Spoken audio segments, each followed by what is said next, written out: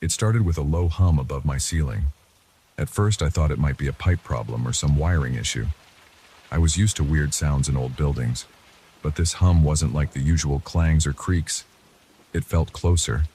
It felt intentional. I remember standing in my living room, looking up and waiting for it to go away. It never did.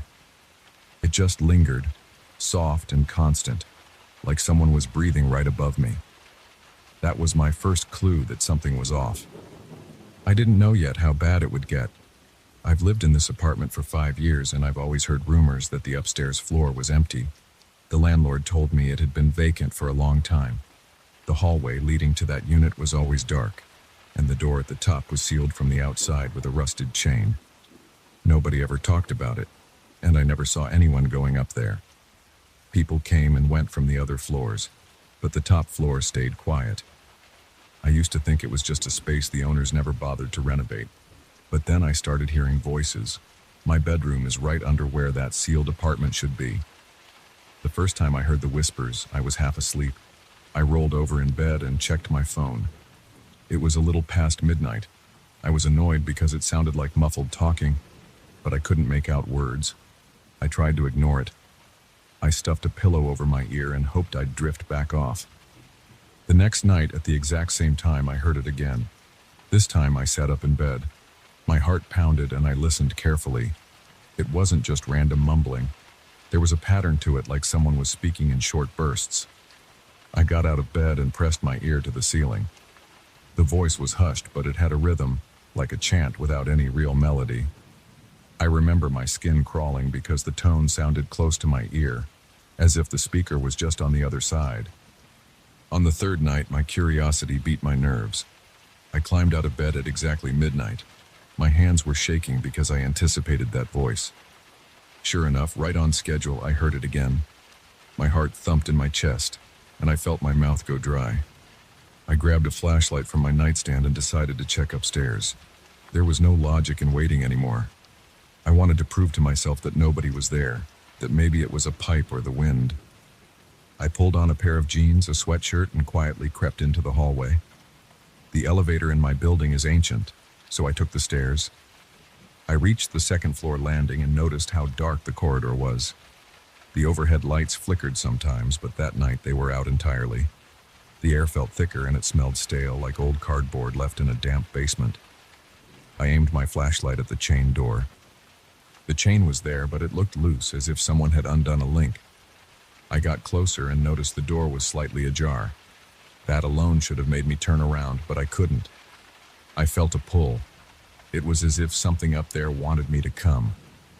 My breathing quickened and sweat gathered on my forehead. My legs felt unsteady, but I placed my hand on the door and pushed. It opened onto a long corridor. At first, I couldn't believe what I was seeing. The hallway stretched much farther than the building's blueprint allowed. My building is old, but it's not gigantic. There should have been a short hallway leading to 1 or 2 apartments. Instead, I saw a narrow passage with a bunch of doors on either side, each spaced out evenly. The flashlight beam only showed me a portion of it, but even then I could tell something was wrong. I looked behind me. The stairwell was right there. Part of me wanted to go back, but I couldn't. I stepped inside. The floor creaked under my feet. The wallpaper was faded and peeling as if no one had been there for decades. A stale odor, like rotting wood, hovered in the air. I ran my hand along the wall. The paint felt crumbly, and flakes came off on my fingers. I swallowed hard and moved forward, trying to keep my footsteps light. My own breathing sounded too loud in that space. I stopped in front of the first door on my left. It was made of dark wood with a tarnished brass knob. There was no label or number. Something inside me said not to touch it, but I placed my ear against it anyway. At first, I heard nothing. Then I caught a faint thumping, like someone tapping the door from the other side. My pulse raced. I backed away, shining my flashlight at the door. The tapping grew louder, and it sounded like a steady rhythm. It almost matched the pace of my heartbeat. I took 2 steps back, wondering if I should try the knob, but I felt this deep dread, so I moved on. The next door was identical. Dark wood, a brass knob. Again, I put my ear to it. This time I heard something like heavy breathing, In and out, steady and slow. It didn't sound labored, but it was definitely not an empty room. I jerked back, pointing my flashlight at the crack where the door met the floor. I expected to see a shadow or movement, but the space underneath was pitch black. I stayed there for a few seconds, then forced myself to keep walking. I passed a few more doors without stopping. I could hear soft knocking and more of that whispering. My spine tingled and my skin felt clammy. My flashlight started to flicker. I smacked it a few times to keep it steady. Something about this corridor felt unnatural. It was too long, and every door seemed to have something behind it. The building I live in doesn't have hallways like this. There shouldn't be multiple apartments on this floor. Yet here I was, walking deeper into a place that seemed to have no end. Eventually, I saw a faint glow at the far end. It looked like light seeping out from under the last door. My chest felt tight, and I had to remind myself to breathe. Every step closer, I felt like the walls were closing in. My shoulders felt heavy. My head started to pound. I got closer and heard the same voice I'd heard from my bedroom ceiling. It sounded clearer now, like it was coming from behind that door. I realized it was saying something that almost sounded like my name. It wasn't exact, but it was close enough to make my stomach twist. I stood in front of that final door for what felt like a long time, though it was probably only a few seconds. The light underneath was a dull, pale color. I gripped the knob. It felt colder than ice. I turned it and pushed. The door resisted, it felt jammed. I pushed again, harder. Finally, it swung inward with a groan. My flashlight beam lit up a completely bare room. The walls were plain, the floor was plain, and there was a single window that showed a black sky. I walked inside, scanning every corner. There was no furniture, no person, nothing. Still, the voice continued. It sounded like it came from the ceiling again. I looked up and saw a crack in the plaster. Dust sprinkled down. The voice grew louder, more frantic. I stepped directly beneath the crack and tried to see if there was an attic or another hidden space. The whispering turned into muttering, almost like chanting. I shouted, "Who's there?" My voice echoed around the empty room. My flashlight flickered again, and for a second everything went dark. When the light came back on, the chanting stopped. The room was dead silent. I stood there panting, trying to figure out what to do next. My heart was racing, and I felt an urge to run, but the door behind me slammed shut on its own. I jumped and spun around, shining my flashlight on it. I tried the knob, but it wouldn't budge. Then I heard pounding from the hallway, coming from all the other doors. It was like a chorus of fists hitting wood in a steady rhythm. Sweat dripped down my face. I tried to open the door again, twisting and pulling with all my strength. It held firm. Behind me, something scraped against the floor. I whipped around, shining my flashlight in that direction. The center of the room had a fresh crack in the floorboards. It looked like something underneath was pushing upward. My stomach lurched, and I felt a wave of panic. I ran to the window, hoping it might open or at least give me a way out. When I pressed my hands against the glass, I realized it was too dark to see anything outside. It was like a black void. I could see my reflection in the glass, my eyes wide with terror, but nothing else. I grabbed the frame and tried to slide it open. It was stuck. The pounding from the hallway got louder, like every door was under attack. My ears rang with the sound of fists hitting wood. My lungs felt tight. I yelled for help, even though I was sure nobody else was around. My flashlight started flickering more frequently, giving me only brief flashes of the room. Each time it flickered, that crack in the floor seemed wider. Finally, my flashlight died completely, and I stood there in darkness, hearing my own ragged breathing and the relentless pounding outside. I reached into my pocket, pulled out my phone, and activated the flashlight function. The light wasn't strong, but it was enough to see that the crack now ran across half the room. My phone battery was at 30%, and it felt like it was dropping fast. I took a step toward the door, thinking maybe I could force it open. As I passed over the crack, I heard a hollow echo beneath my feet. The floor felt unstable, like it might give at any moment. I placed my hand on the doorknob again and yanked as hard as I could. It didn't move. My muscles were trembling. My breaths were shallow. I pressed my phone to the knob to see if there was some lock mechanism I could pick or break. It was an old knob, the kind without a modern keyhole. No luck there. I slammed my fist against the door, yelling to whoever might hear. The pounding from outside still matched my blows. There was a pattern to it, like the entire hallway was mimicking me. Just then, the whispering returned. It was faint but unmistakable. It came from behind me again, somewhere above the crack in the ceiling. My throat went dry. I turned around, phone flashlight held up. Dust was falling in tiny clouds. The ceiling had hairline fractures all over, and it looked ready to collapse. I felt trapped. My body tingled with adrenaline. My legs felt weak, but I forced myself to walk back to the center of the room. I stared up at the ceiling. The whispering got louder. It sounded like it was calling to me, but not in a language I recognized. My heart pounded, and I felt dizzy. I don't know why, but I shouted, "What do you want?" No response. The voice just kept whispering. The floor creaked beneath my feet.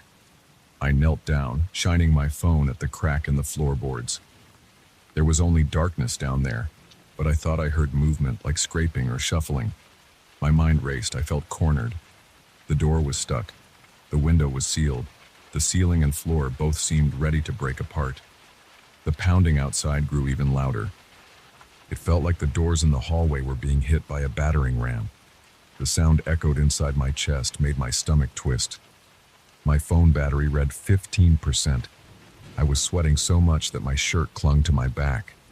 I took a step away from the center of the room, pressing myself against the wall near the window. My mind kept bouncing between fear and desperation. I tried calling someone, anyone, but I had no signal. The phone screen showed no bars. That never happened in my apartment before. I stared at that crack in the ceiling, expecting it to burst open at any second. A part of me thought about trying to break through the drywall or kick down the door, but my body felt heavy, and my hands were shaking so badly I could barely hold my phone. The whispering grew into a low moan, and I felt it reverberate in my chest. I screamed in frustration and charged the door.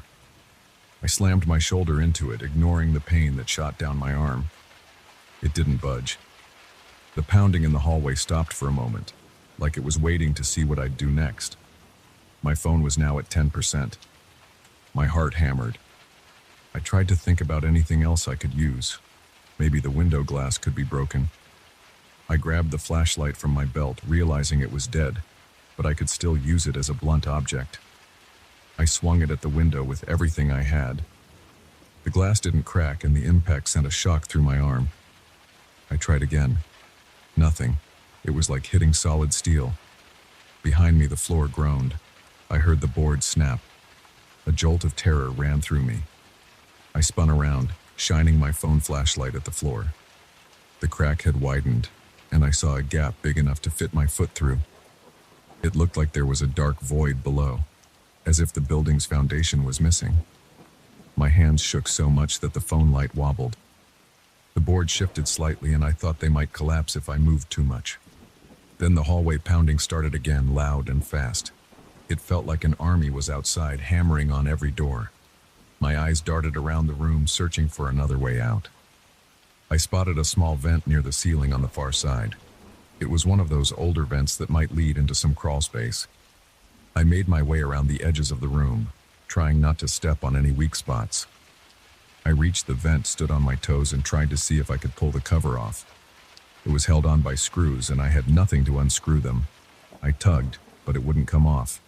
My phone flashed a warning. 5% battery left. My adrenaline surged, and I tried the door one last time, throwing all my weight against it. The knob rattled, but it held firm. I couldn't stop shaking. My mind kept returning to the question, how is this corridor even here? It shouldn't exist.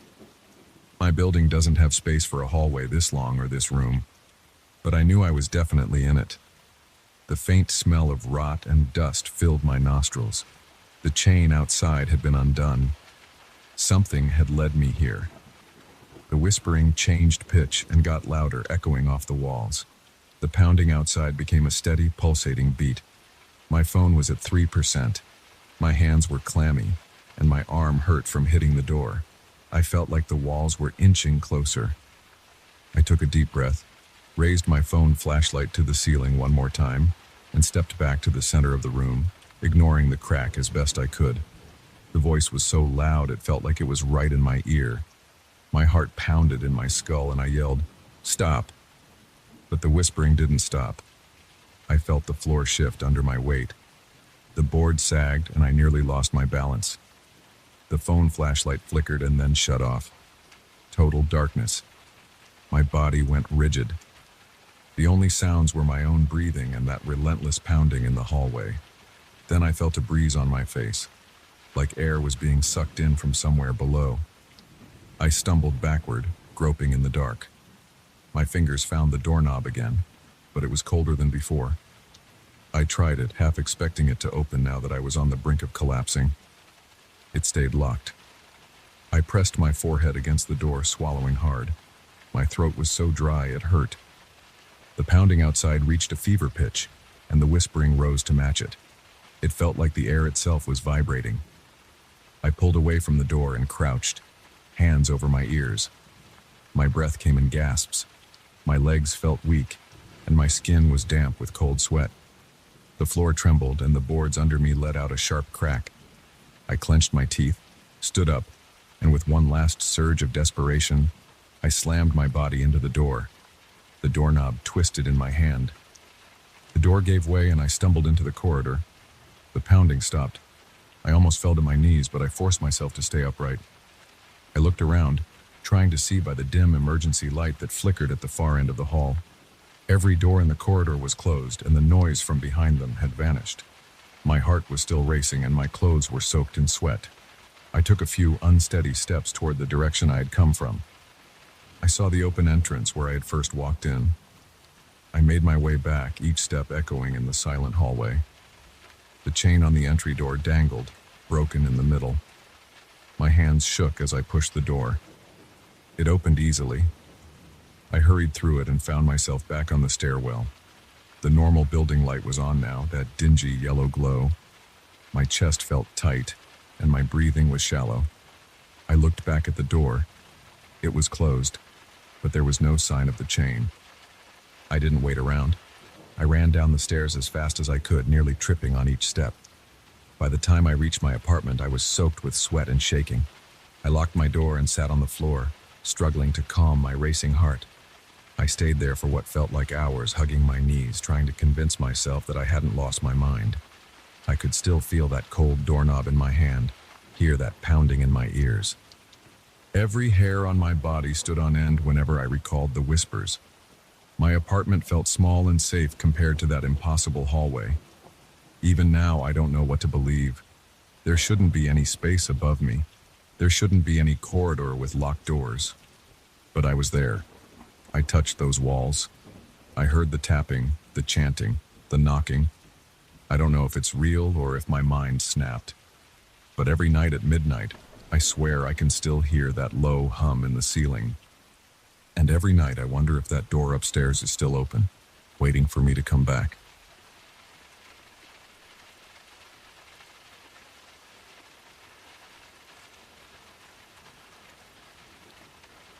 I found out I inherited a Victorian mansion from an uncle I never met. The lawyer called me on a Monday morning and said my name was on the will. I signed the papers a few days later, packed up my apartment, and drove 6 hours to see the place. When I first walked up to the mansion, I was struck by how large it looked. Tall windows lined the front, and dark spires rose from the roof. The paint on the walls had chipped off in places.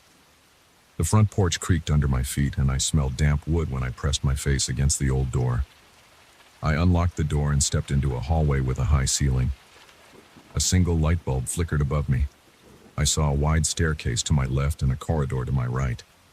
The floorboards groaned with each step. I took a moment to catch my breath and set my suitcase down. I felt a chill run down my arms, even though I wore a jacket. The air inside felt colder than the outside air. I swallowed and walked into the main living room, which had heavy drapes that blocked out most of the sunlight. There was a couch with torn upholstery in the corner, and a coffee table covered with dust. A fireplace stood against the far wall, but it looked like it hadn't been used in a long time. The house felt silent, yet I sensed something in the walls, like the place wasn't empty.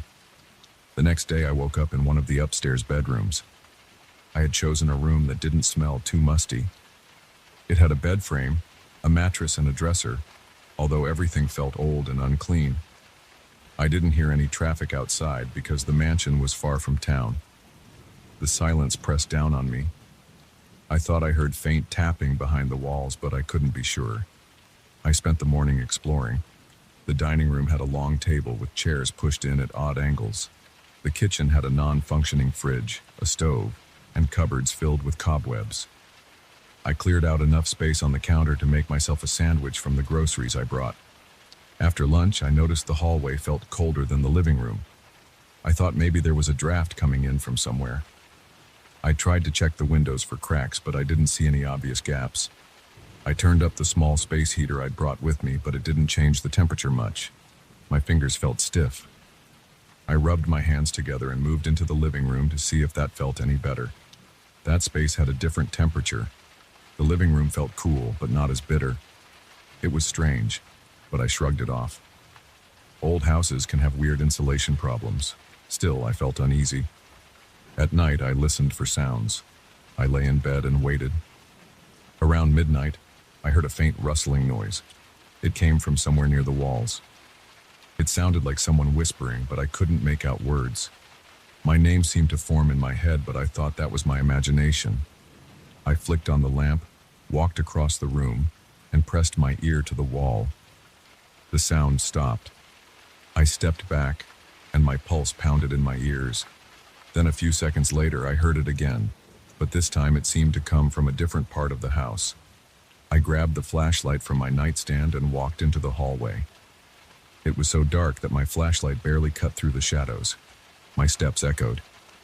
I called out, "Is someone there?" No response. I felt my heart beating. I clutched the flashlight and walked back to my bedroom. I locked the door behind me, even though I felt silly. I barely slept that night. Over the next few days, I realized each room had its own climate. The living room stayed cool, the kitchen felt normal, the master bedroom felt drafty, and the attic was horribly stuffy. I went up there to poke around. When I opened the attic door, the air felt thick and stale. My chest felt tight. I turned on the old light hanging from the ceiling. I saw trunks, boxes, and old furniture piled around. I started digging through a chest near the door and found old clothes and papers. Some were receipts and letters addressed to my uncle. That's how I confirmed he used to spend time up there. Everything smelled of dust. I had a hard time breathing, so I didn't stay long. I got a headache and returned downstairs. I wanted to figure out why the house felt so off. I thought maybe the wiring or plumbing had something to do with it. I wandered around the first floor, checking corners and walls for pipes or vents. While I was in the hallway next to the dining room, I heard this weird clank behind the paneling. The noise was soft, like metal against wood. I pressed my ear to the wall and heard another series of taps. I knocked on the wall. A cold sensation rushed through my body and I got goosebumps. I couldn't explain why. I remember whispering to myself, "There's nothing behind here." But deep down, I felt there was something. 2 days later, I started noticing the corridors felt longer than they had before. When I walked down the main hallway, I counted the steps. At first, it was about 15 steps from one end to the other. But on that day, it took me closer to 20 steps. I thought maybe I miscounted or got turned around. I tried again, counting carefully, and I got 18 steps. I shook my head in frustration. I wasn't sure if the house was playing tricks on me, or if my mind was. I tested a different hallway on the second floor, and the same thing happened. The distance seemed to shift. I felt sweat on my forehead, and my mouth went dry. I hurried back to the bedroom and closed the door. I sat on the bed for a while, breathing hard. I wanted to leave, but I also wanted to understand what was happening. Later that afternoon, I found a few loose floorboards in one of the smaller bedrooms on the second floor. There was a corner where the boards creaked more than usual. I crouched down and pried them up with a flathead screwdriver I found in the old toolbox in the closet. Under the boards, I saw a stack of folders tied together with string. I pulled them out and wiped off a layer of dust. Each folder had paranormal phenomena stamped on the top. Inside, there were typewritten reports describing strange occurrences around the property. I saw references to voices in the walls, changes in temperature, flickering lights, and people hearing their names whispered. My uncle's name appeared in several of the notes. They mentioned that he had tried to contact someone about these events but never got a response. Some pages had scribbled notes in the margins which described faint outlines of figures in doorways. The handwriting was shaky, and some words were crossed out. I felt a lump in my throat as I flipped through the papers. I took the folders to the bedroom I was using and started reading through them in order. The earliest date I found was from about 10 years earlier. The reports mentioned that the phenomenon seemed to intensify whenever new people entered the house. There were details about certain rooms having their own atmosphere. One of the notes said, "Third floor corridor extends without logical explanation. Observed 10 extra feet on 2 occasions." That matched my experiences.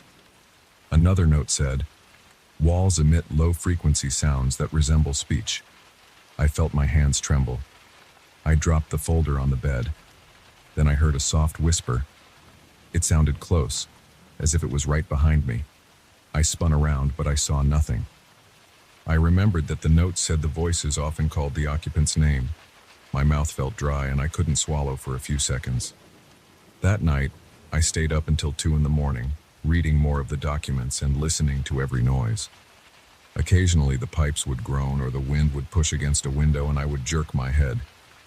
The tension built in my shoulders and I felt a constant headache forming at my temples. The house seemed more active. Every creak felt deliberate.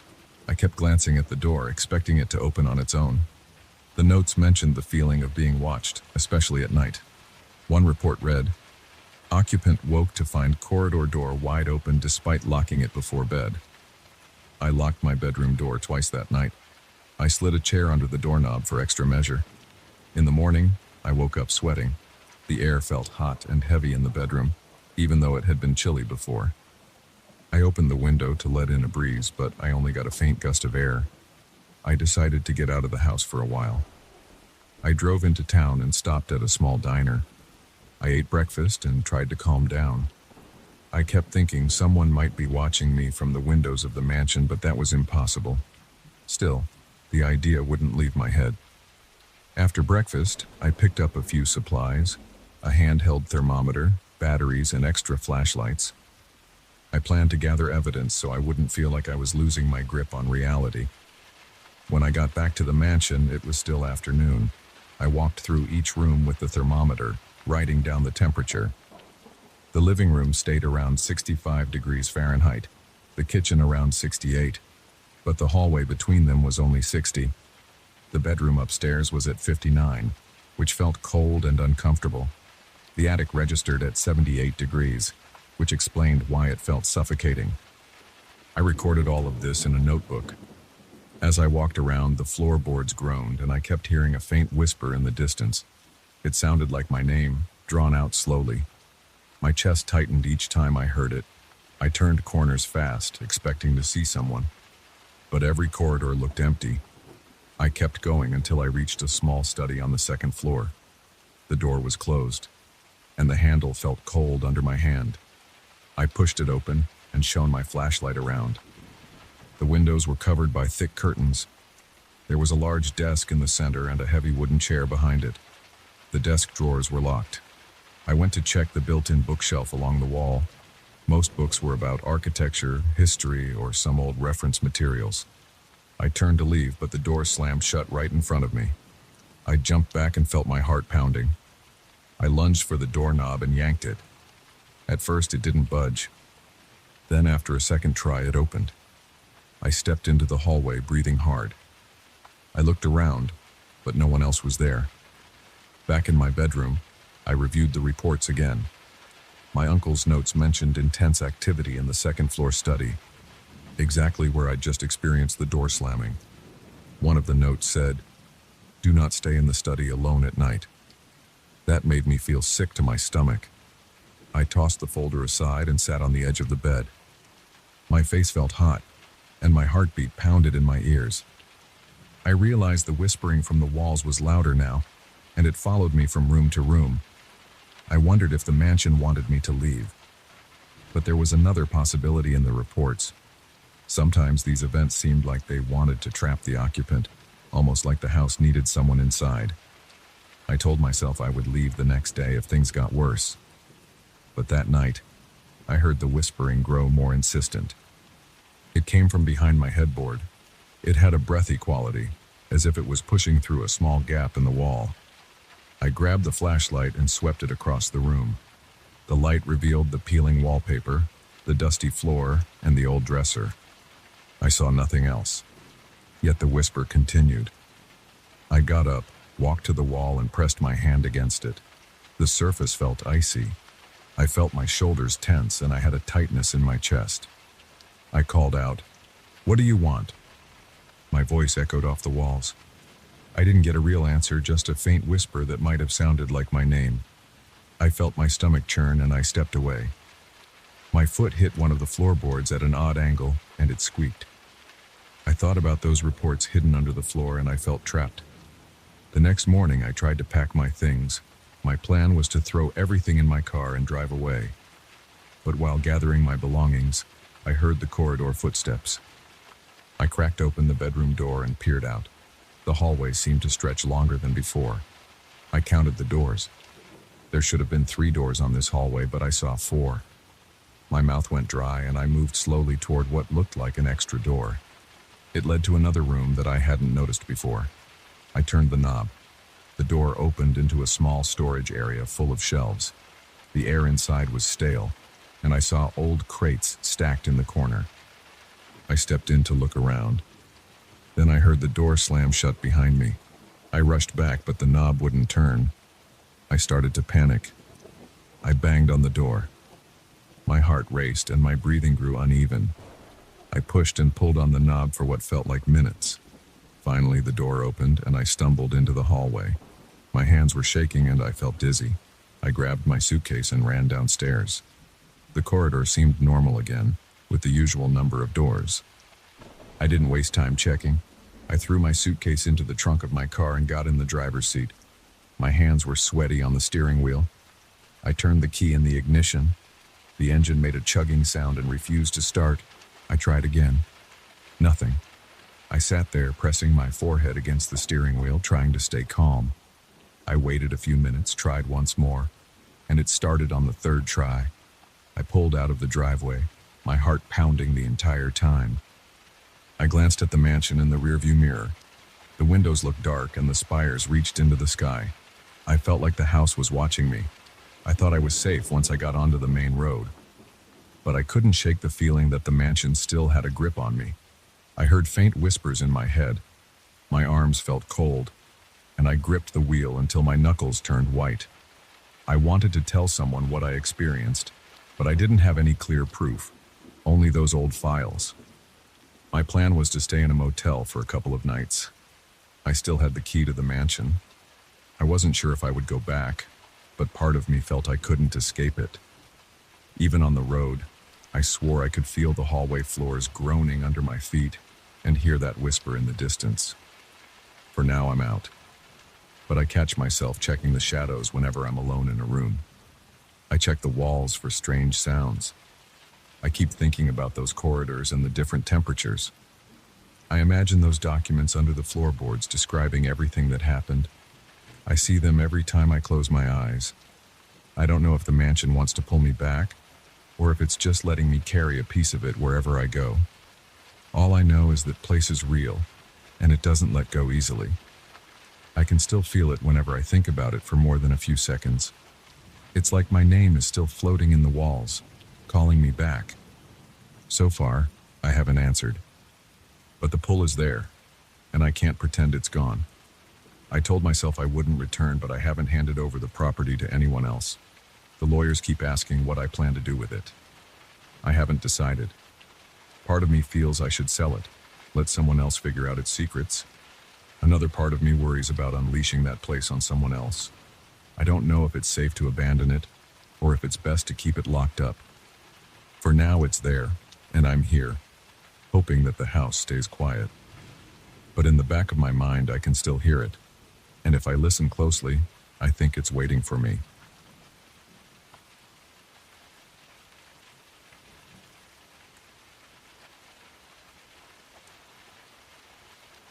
I still remember the moment I realized something was wrong. It was late, around 11 at night. I was standing in my bathroom brushing my teeth like I always do before bed. I leaned forward to spit out the toothpaste and rinse my mouth. When I looked back up, I caught my reflection blinking. It happened half a second after I did.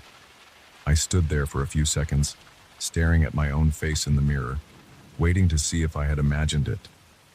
My eyes were itchy, and I felt exhausted. My shoulders felt stiff from a day of work, so I told myself I was just tired. It was probably nothing. I turned off the light and went to bed. The next morning, I almost forgot about it. I woke up around 7, made a quick breakfast, and tried not to think about how bad the coffee tasted. My stomach felt tense, but I blamed it on my weird sleep the night before. I got dressed and went to the bathroom to shave. My cheeks felt rough, and the skin around my chin was sensitive. The fluorescent light buzzed overhead. I looked in the mirror, shaving cream already on my face. I tried to ignore the slight unease in my chest. I glanced at my eyes. They looked a bit red.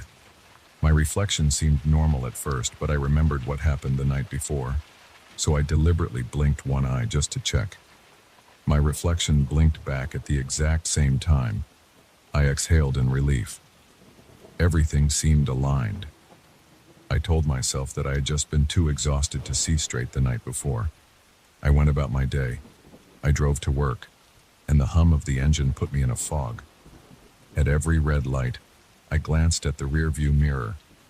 I caught my own eyes looking back, but nothing was out of the ordinary. When I got to the office, I felt silly about the entire thing. Still, at lunch, I caught myself staring at the window in front of my table. The reflection of my face against the glass was faint, but I kept waiting for it to move on its own. It didn't. I had a sandwich and tried to refocus on normal life. I got home that evening around 6. My apartment was stuffy, so I opened a window. The sun was starting to set, creating a slight glare on the glass. I paused for a second when I saw my reflection. The light was hitting it in a strange way.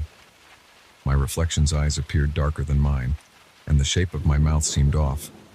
My actual mouth was relaxed, but the mouth in the window looked a bit tense, like it was on the verge of speaking. My skin felt cold. I turned away and headed to the kitchen. I forced myself to ignore that flash of weirdness.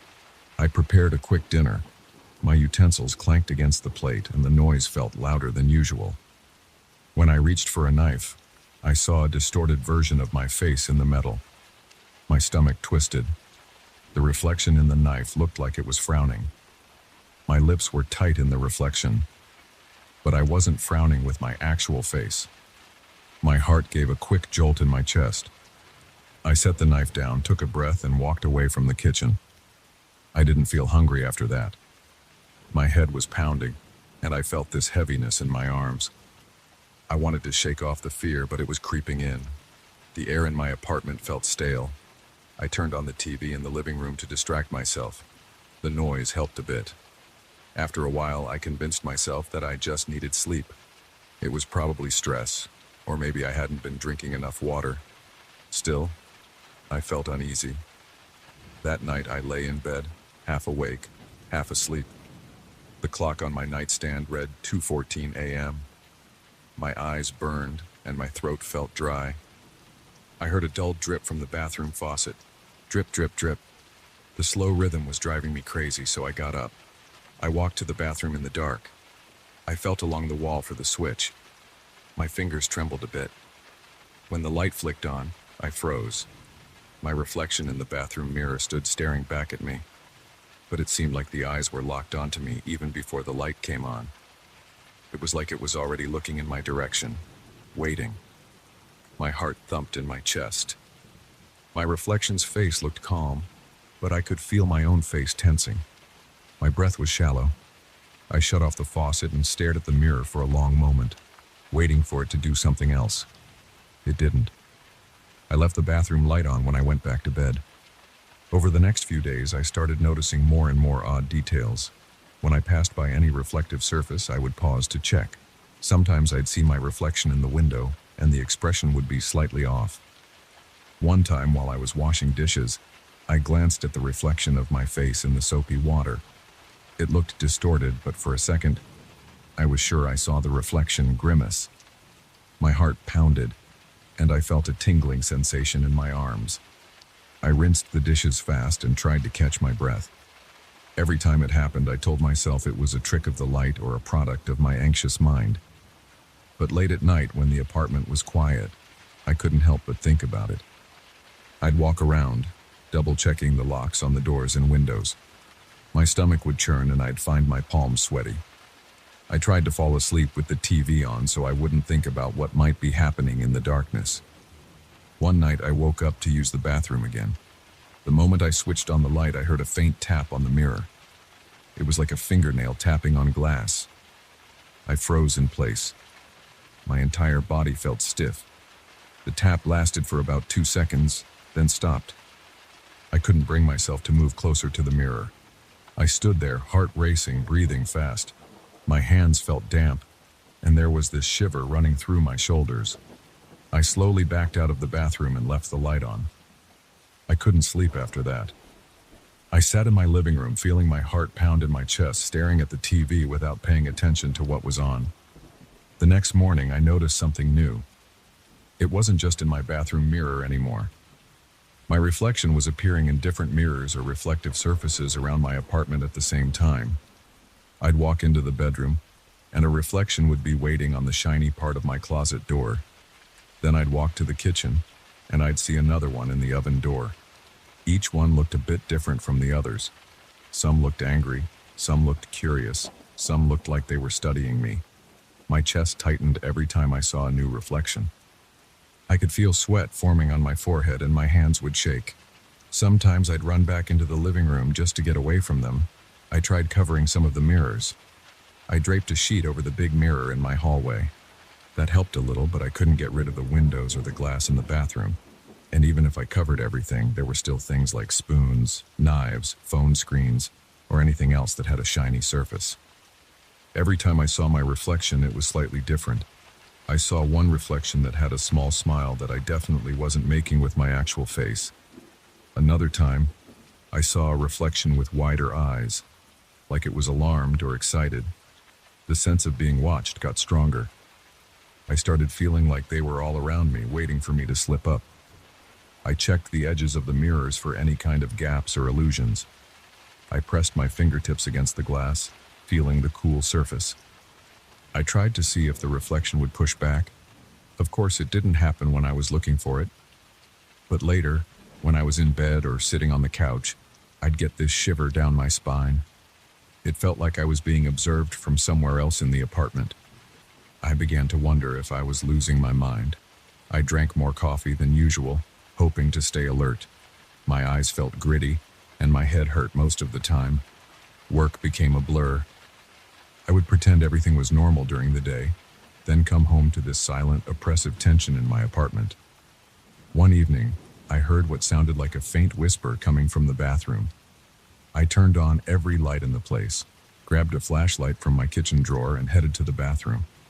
I found nothing except my own reflection, but it looked like the face in the mirror was about to speak.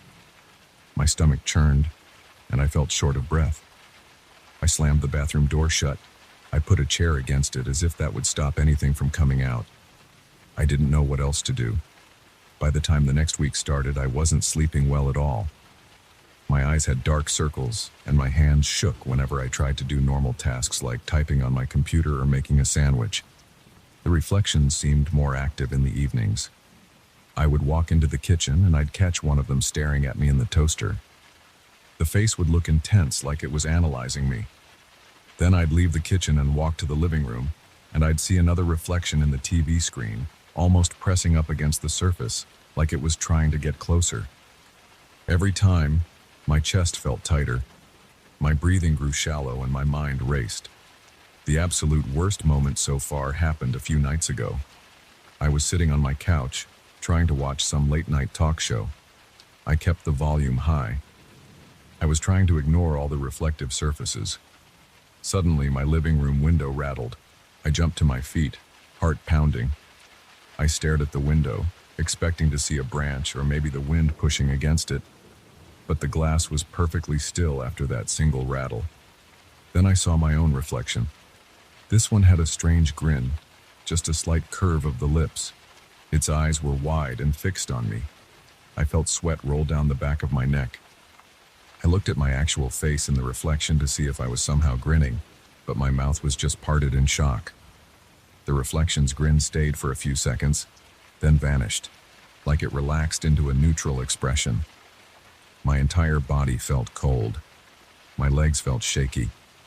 I couldn't bring myself to step closer to the window. It was like I half expected a hand to reach out and pull me into the glass. I ran into my bedroom and shut the door. I stood there, my heart pounding, pressing my forehead against the wall. My chest felt tight and my breathing was quick. I felt pinned down by the fear. That reflection looked separate from me, like it had its own thoughts. Now, every time I pass a mirror or any surface that shows my face, I wonder which version of me is looking back. I see glimpses of different expressions, each with a subtle difference in the eyes or the way the lips form. I feel like these reflections are circling me, studying me, waiting for a chance to do something. I worry that one might step out of the mirror and replace me. The thought makes my stomach ache. My arms tense up whenever I consider it.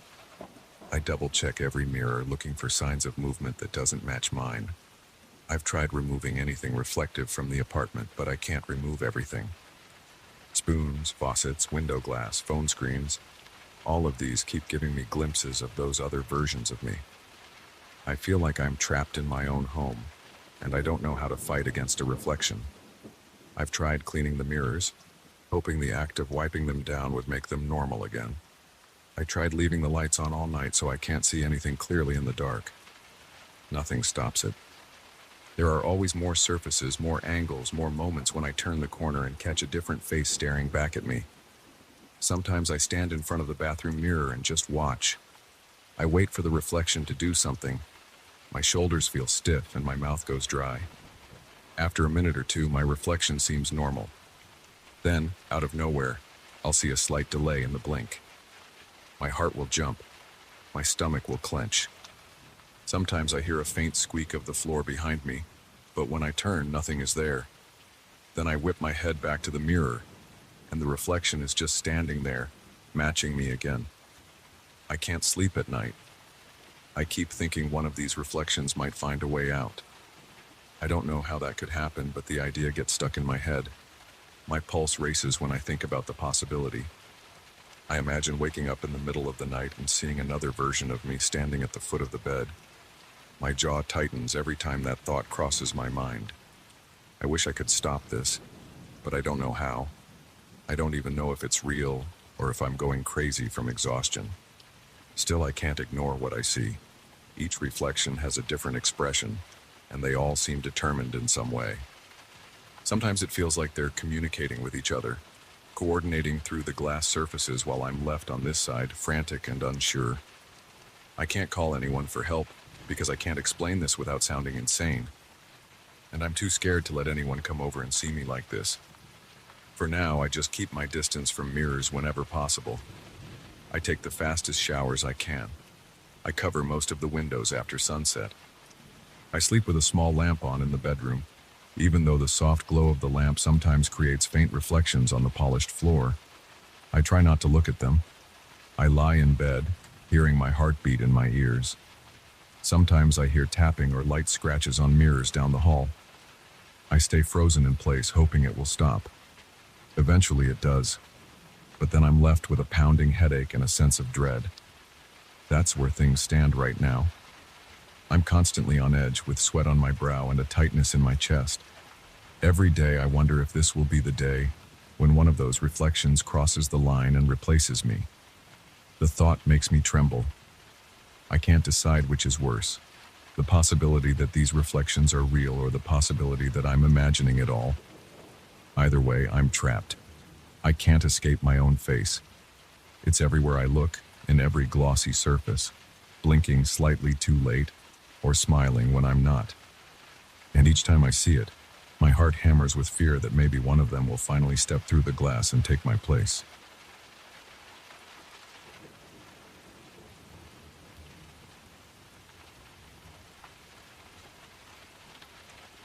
I'll never forget the moment I saw those old portraits for sale at the auction. They were stacked in a corner, the frames covered in dust, the paint chipped around the edges.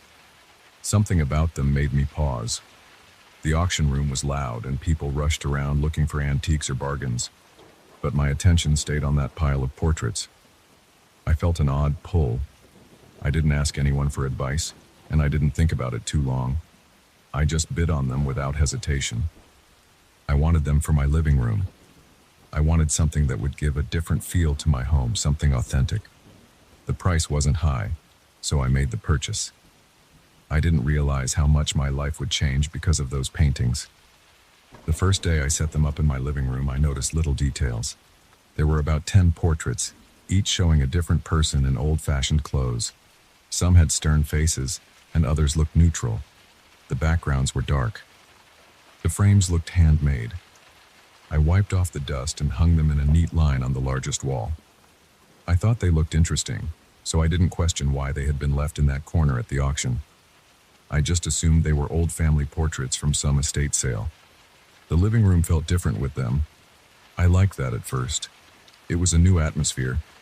I had friends come over that first week, and they said the paintings gave the room an old-time vibe. About a week later, I was sitting in the living room with the lights dimmed, sipping coffee. I glanced at one of the portraits. I remember the subject was an older man with a trimmed beard and very sharp eyes. The day I bought it, his expression had seemed almost blank. But that night it looked serious, almost angry. His eyebrows were tilted inward like he was irritated about something. I thought it was just my imagination. Maybe the lighting made it appear that way. I shrugged it off and went to bed. I didn't give it much thought. The next morning I walked into the living room to open the curtains. I couldn't shake the feeling that the painting seemed different again. The older man's beard looked slightly longer, and his face had more wrinkles. Another portrait, a woman with her hair pinned up, now seemed to have more lines around her eyes. I stood there for a while, trying to figure out if it was the result of dust or a trick of the light. My stomach felt uneasy. I closed the curtains part way and decided I'd check them again later. I told myself it was nothing, but it kept happening. Every time I sat down in that room, I had this creeping sensation that the figures were aging. Their faces grew more lined, their eyes more sunken. It was subtle at first, but then it became obvious. I started seeing clear differences in the shape of their mouths, the drooping of their eyelids, and the way they seemed to glare back at me. I avoided looking at them directly for a few days, but I could still sense them in my peripheral vision. It felt like they were watching me. Sometimes, in the quiet of the night, I felt a cold sweat break out on my forehead. I'd stare at the portraits for too long and my heart would pound in my ears. I kept wondering if I should take them down and toss them. But something stopped me. I felt compelled to keep them on the wall. I don't know why. After about 2 weeks, I noticed a definite change in the eyes of each portrait. There was a shine in them, a strange brightness. When the lights in the room were dim, their eyes seemed to reflect any bit of light, almost like animals in the dark. That made me anxious. My hands would shake if I stood too close, and I would step back to keep some distance. Yet I still didn't remove them from the wall. Instead, I convinced myself that I just needed to understand what was going on. I started taking photos on my phone every day, trying to compare them. In the photos, the differences were clear. New wrinkles, new lines, sharper expressions. I had proof that these portraits weren't staying the same. I felt a knot in my stomach every time I flipped through the pictures. One night I decided to check the back of one of the frames. I wanted to see if there was any date or artist name that might explain why these paintings looked so strange. I pulled down the portrait of a woman with a tight bun in her hair. She was the one whose eyes seemed to follow me everywhere I went in the room. The frame felt rough and splintered at the edges. When I turned it over, I saw a small tear in the paper backing. I lifted the torn piece carefully and found a single sheet of paper tucked inside, folded several times. My hands shook more when I realized there was some sort of code or cipher on it. It was a piece of text full of strange symbols and words I didn't understand. It mentioned entrapment and souls, and there was a single phrase in normal script that said something about binding a person's essence to a painted image. I felt nauseous reading it. I tried to calm down. I put the painting back on the wall and placed the note on my kitchen table. My mind raced with possibilities. Was this some joke? Was it a hoax or some occult nonsense? I wanted answers, but I didn't know where to start. I began searching online for references to curses and souls trapped in portraits. I came across old stories about painters who believed they could capture a person's spirit in a painting, but everything seemed vague. I didn't find anything about the exact symbols in the note. Over the next few days, I kept investigating. I looked at each painting and checked behind the frames. 3 more paintings had similar notes. Different patterns, but the same references to souls, curses, and something about the risk of turning into a portrait if you spent too much time around them. My palms got clammy every time I read the lines. My breath would catch in my throat. I started to sleep with all the lights on, but I still jumped at every sound in the night. Sometimes, late in the evening, I'd sit on my couch, staring at those faces. The people in the portraits looked older than before. Some had hair thinning out. Others had deep lines around their mouths, like they'd been frowning for years. Their eyes had that odd glow. It felt like I was being judged. I imagined them seeing every move I made, every expression on my face. I heard the floor creak once or twice when I was completely still, and I almost convinced myself it was one of them stepping out of the frame. I know that sounds crazy, but I could feel my body tensing up, ready to run. At one point, I tried to talk myself down. Maybe it was just paint reacting to changes in humidity or temperature. Maybe I was overreacting because I read those notes, but I couldn't ignore the evidence. The photos on my phone showed that each portrait was changing in ways that didn't make any sense, and my own gut told me I wasn't imagining it. Something was very wrong. My anxiety grew so much that I started avoiding my living room entirely. I'd make excuses to stay in my bedroom or go out for a walk. I'd come home late from work to reduce the amount of time spent in that room, but the few minutes I did spend there felt suffocating. I'd feel a tightness in my chest. My stomach churned. My heart rate sped up, and I would try not to look at the wall. But no matter where I stood, I could sense their eyes on me. One evening, I got home from work and found the living room lights flickering. There was no storm, and the rest of the house lights were fine. Only the lamps in the living room flickered. The portraits seemed to look even more intense. The older man with the beard had an angry scowl, and I swear I saw new streaks of gray in his hair.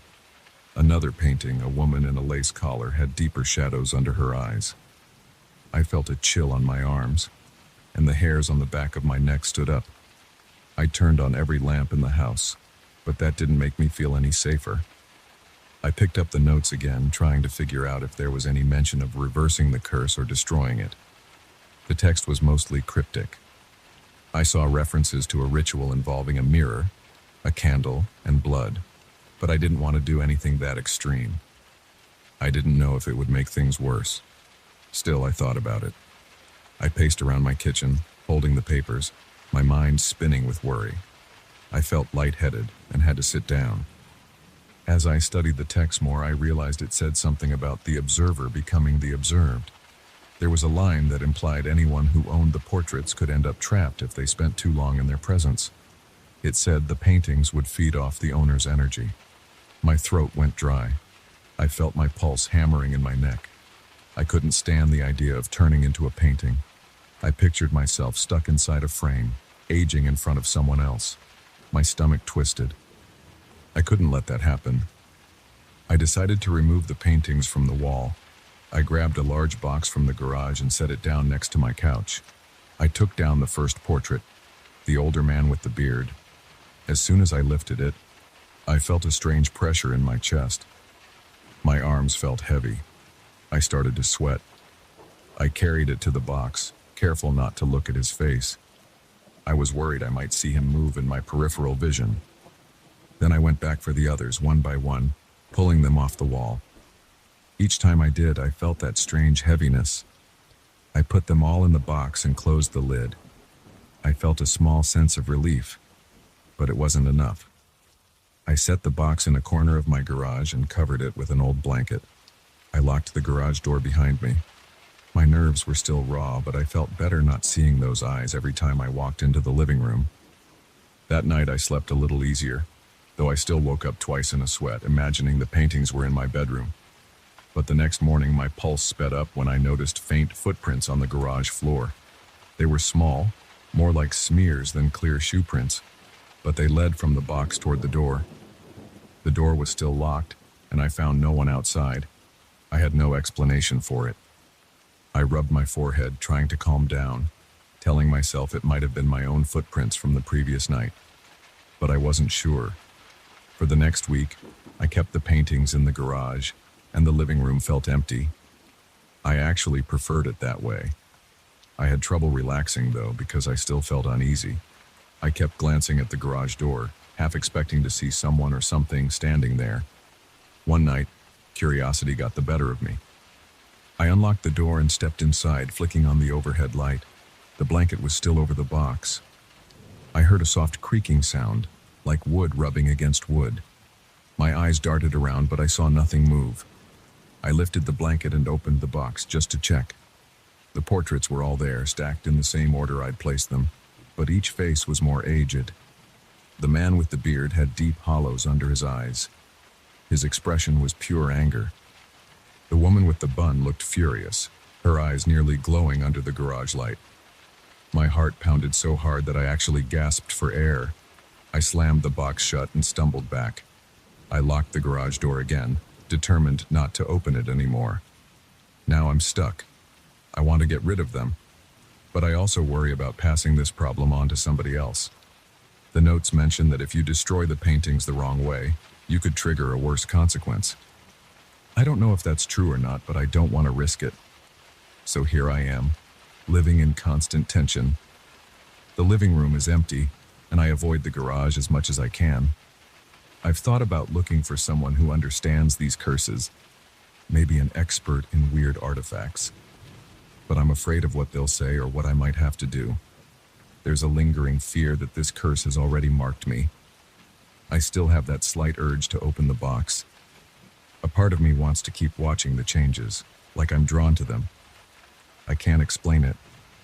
My hands shake when I imagine peeling back the blanket and seeing how much older they look today. My heart races when I recall the text about souls being trapped in portraits. And I wonder if each day that I wait, I'm getting closer to joining them. My reflection in the mirror sometimes looks a bit tired, and I have new lines around my eyes that I don't remember having before. That's where things stand. The paintings are locked in my garage, hidden from view, but not from my thoughts. I feel a constant weight on my chest whenever I think about them. I don't have a final solution. I just have a deep, gnawing worry that every hour spent near them or even owning them might pull me closer to whatever curse is bound to those portraits. I'm telling you this because I don't know what else to do. I have these cryptic notes on my kitchen table and a box of cursed portraits in my garage, and I'm stuck in this limbo of fear. Part of me hopes it's all in my head, but the other part believes I'm looking at something real and dangerous. If I don't find a way to break this curse, I'm afraid I'll eventually see my own face in one of those frames, staring back at me with the same glow in my eyes. And that thought makes it hard to breathe. I don't know what my next step is, but I know I can't ignore this forever.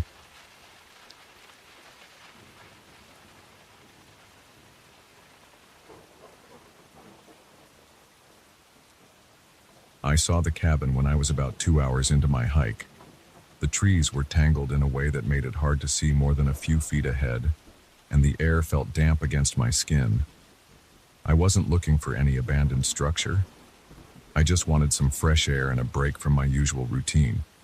But something about that run-down roof poking out from behind the branches caught my eye. The roof had holes in it.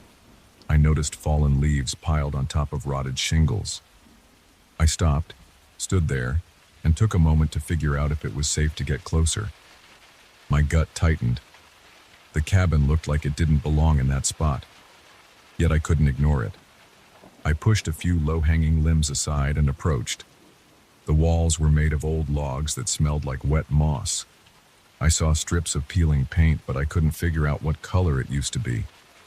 The front door leaned to one side, probably because the hinges were rusted. There was no lock. I felt an itch in my throat. Part of me wanted to leave it alone and move on with the hike, but curiosity took over. I tested the door, and it creaked open without a fight. Inside, the light was weak. The place smelled of earth and stale air. I squinted to see if there were any animals or signs of recent activity. Cobwebs stretched across the corners and a thin layer of dust covered most surfaces. A broken chair sat near a small table. I took a few careful steps, testing each floorboard. They groaned, but held my weight. I swept my flashlight beam around and saw shelves against the wall with random items, a rusty lantern, a few empty cans, and a thick, leather-bound book. The book looked older than anything else in there. It had a layer of dust that made my nose itch. I slid it off the shelf and blew on it. Dust scattered in the air, making me cough. I flicked through the pages. The handwriting was a little shaky, like someone wrote it in a hurry. Some words were smudged. It mentioned a lot about lights at night. It talked about whispers that came from behind the trees. There was a whole page on how these lights floated around after midnight, sometimes in groups. The writer said they heard voices that didn't sound human. The more I read, the colder I felt, like the temperature in the cabin dropped a few degrees. The last entry said something about feeling watched, but the pages were incomplete at the end, as if the writer never finished. I thought about leaving right then. My nerves were on edge, but I also felt a pull, like I needed to see if the diary was telling the truth or if the person who wrote it just imagined things. After a few minutes, I decided I'd spend one night in that cabin. If nothing happened, I'd call it a weird experience and go home. I gathered some dry wood from outside, found an old fireplace, and managed to start a small fire. The smoke went up through a cracked chimney pipe. It wasn't cozy, but it provided enough heat to keep me from shivering. I unrolled my sleeping bag near the fireplace. By then it was late afternoon, so I had some time before sundown. I checked my phone, but there was no signal. I had a small stash of snacks and some water. I set them on the table and tried to make myself comfortable. As darkness fell, I noticed how quiet the place became. There were no typical forest sounds like crickets or nocturnal animals calling out. The silence pressed down on me. My ears felt strained from trying to pick up any little noise. I looked out the window and saw a stretch of trees in front of the cabin.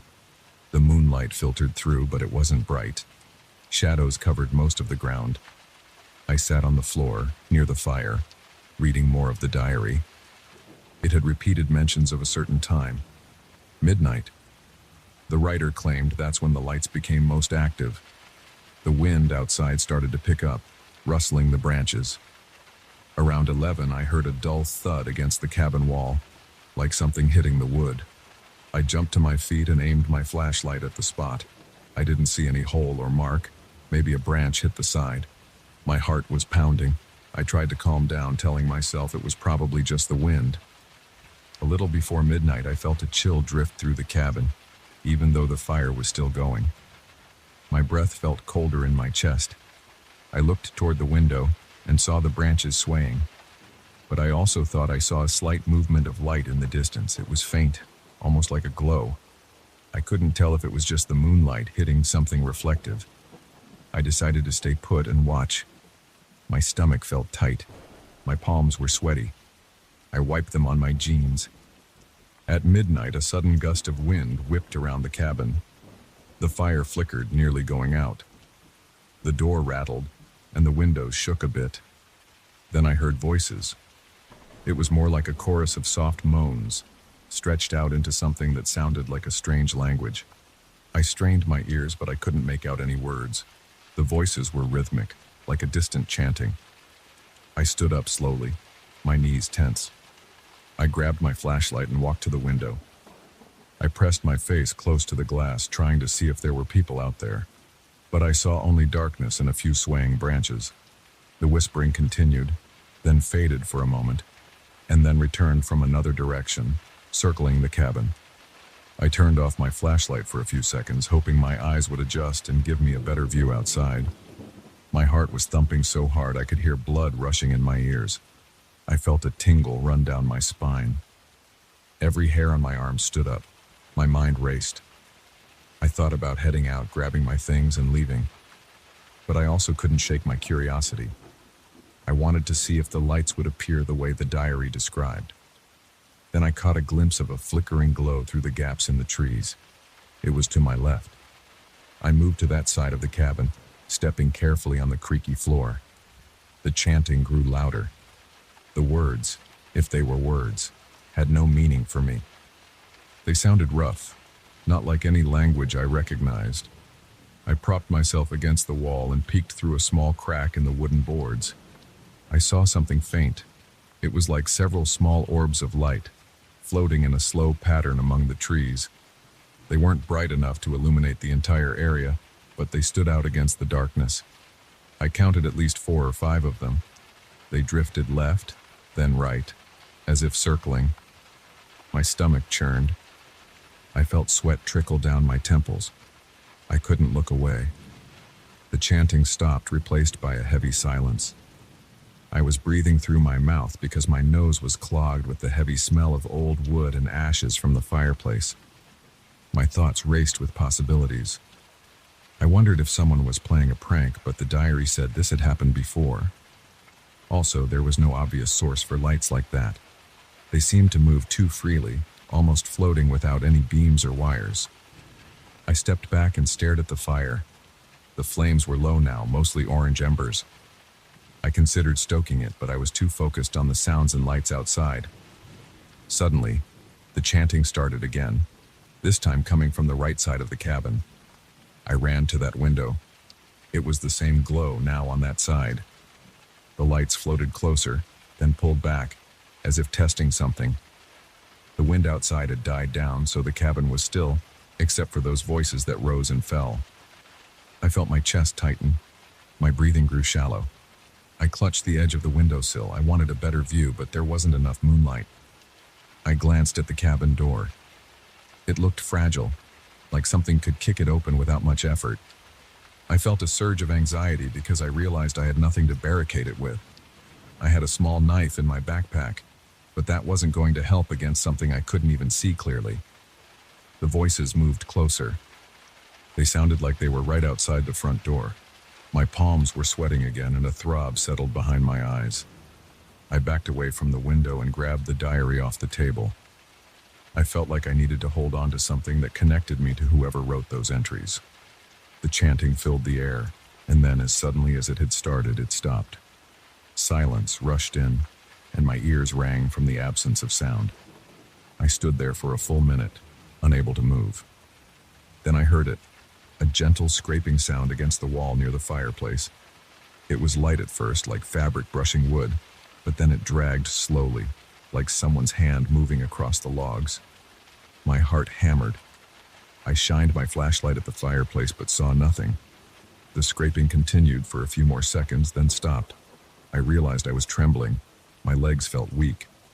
I started to think about how to get out of the cabin without getting caught up in whatever was outside. But the lights were still there, drifting among the trees. I didn't want to step outside and walk straight into them. I paced in a small circle, swallowing repeatedly because my throat felt bone dry.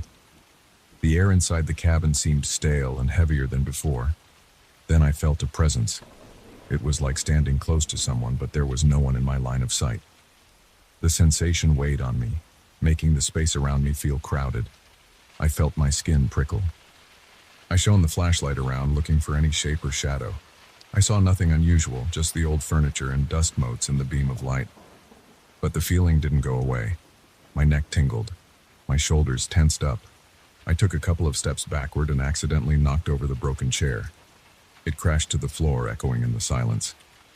Right after that crash, a whisper rose near my ear. It wasn't a word I recognized. It was a single hiss of breath, like something trying to speak close to my face. The heat drained from my body. My lungs tightened. I spun around, brandishing my flashlight.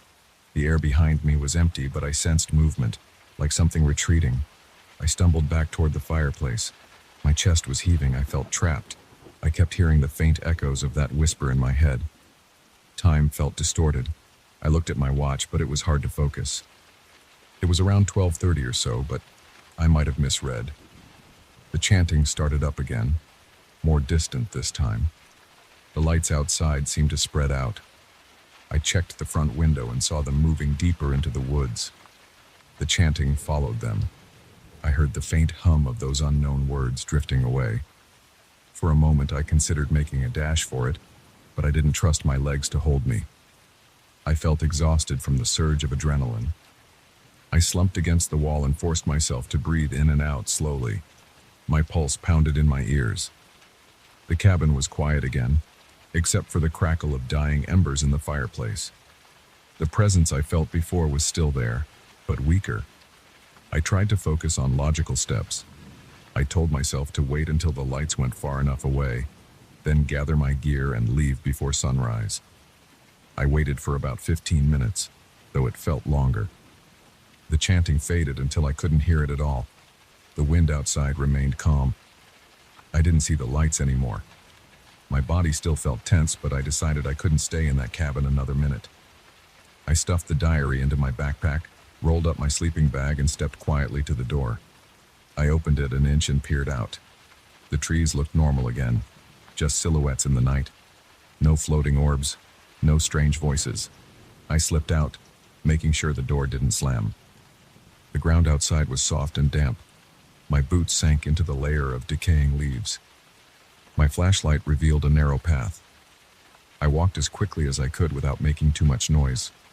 I kept glancing over my shoulder, expecting to see orbs following me or to hear those voices again. The forest felt eerily silent, but at least I wasn't hearing chanting. I pressed on, my heart pounding from fear and the strain of hiking in near darkness. After a while, the path opened up a bit. I felt a slight breeze against my face. I took that as a good sign. I kept moving until the sky started to lighten. My legs ached, and my shoulders felt sore from clenching them. But I didn't stop. I just wanted distance between me and that cabin. When the sun finally came up, I found a small clearing.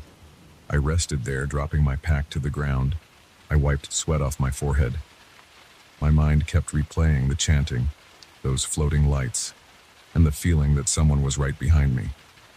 I had no proof except for the diary in my bag, but I knew what I experienced was real enough to rattle me.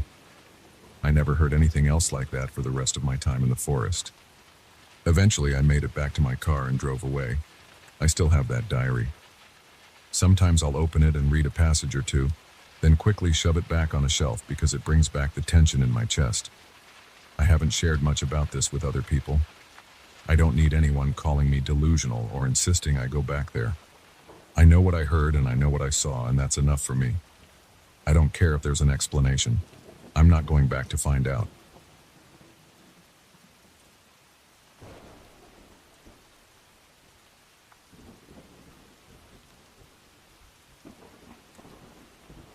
I still remember the moment I tore away that first chunk of rotten wood in my basement. It felt like ripping open the skin of the house, exposing something I was never meant to see. There was a door behind the debris, and it looked sealed from the inside. I'd never noticed that outline before, and I'd been down in that basement 1,000 times. The discovery felt wrong, like I'd stepped over a line I shouldn't have crossed. I couldn't just ignore it, though. I'd already started a renovation project in the house, and this door demanded attention. That was how it all began, and it's still unfolding in ways I can't fully explain. I'm a regular guy. I'm not a believer in the supernatural, and I've always liked to fix things myself. This house is old, and the basement has always been damp and cramped. But I never felt uneasy down there until I found that door. It was hidden behind layers of plywood and cement. At first, I thought maybe there was an old storage room that had been closed off. The shape of the door was faint under the wood. I noticed the edges because there was a slight gap near the bottom. When I pressed my hand against the area, it flexed a bit, almost as if there was hollow space behind it. The basement floor looked normal, so I assumed it was just an unused compartment. On the first day, I used a crowbar to yank at the boards. They were nailed in deeper than I expected. I had to hammer the crowbar hard to loosen them. My arms were shaking from the effort, and I was cursing under my breath. When the first board popped free, a dusty odor came out. My eyes watered from it. The stench reminded me of stale air trapped for too long. I coughed and waved my hand in front of my nose. I kept going, though, because I wanted to see what was behind all this. When I finally got all the wood off, I saw a thick layer of old cement, cracked in places with a faint outline of a door shape. The handle looked battered, like it had been hammered from the other side.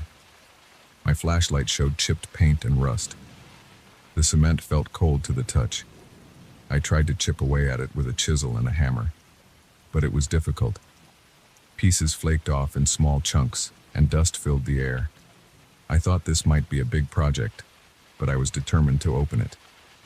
At first, I didn't notice any odd sounds. I was busy hitting the chisel, listening to the echo of metal against concrete. But that night, I stayed up until around midnight, scanning through online forums about old house renovations. Then I heard something from the basement. It was a low, almost rhythmic noise.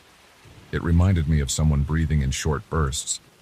I froze at my desk, holding my breath to see if it was just the house settling. But the noise continued. It sounded wet, labored. My stomach tightened, and I felt a pulse of tension in my chest.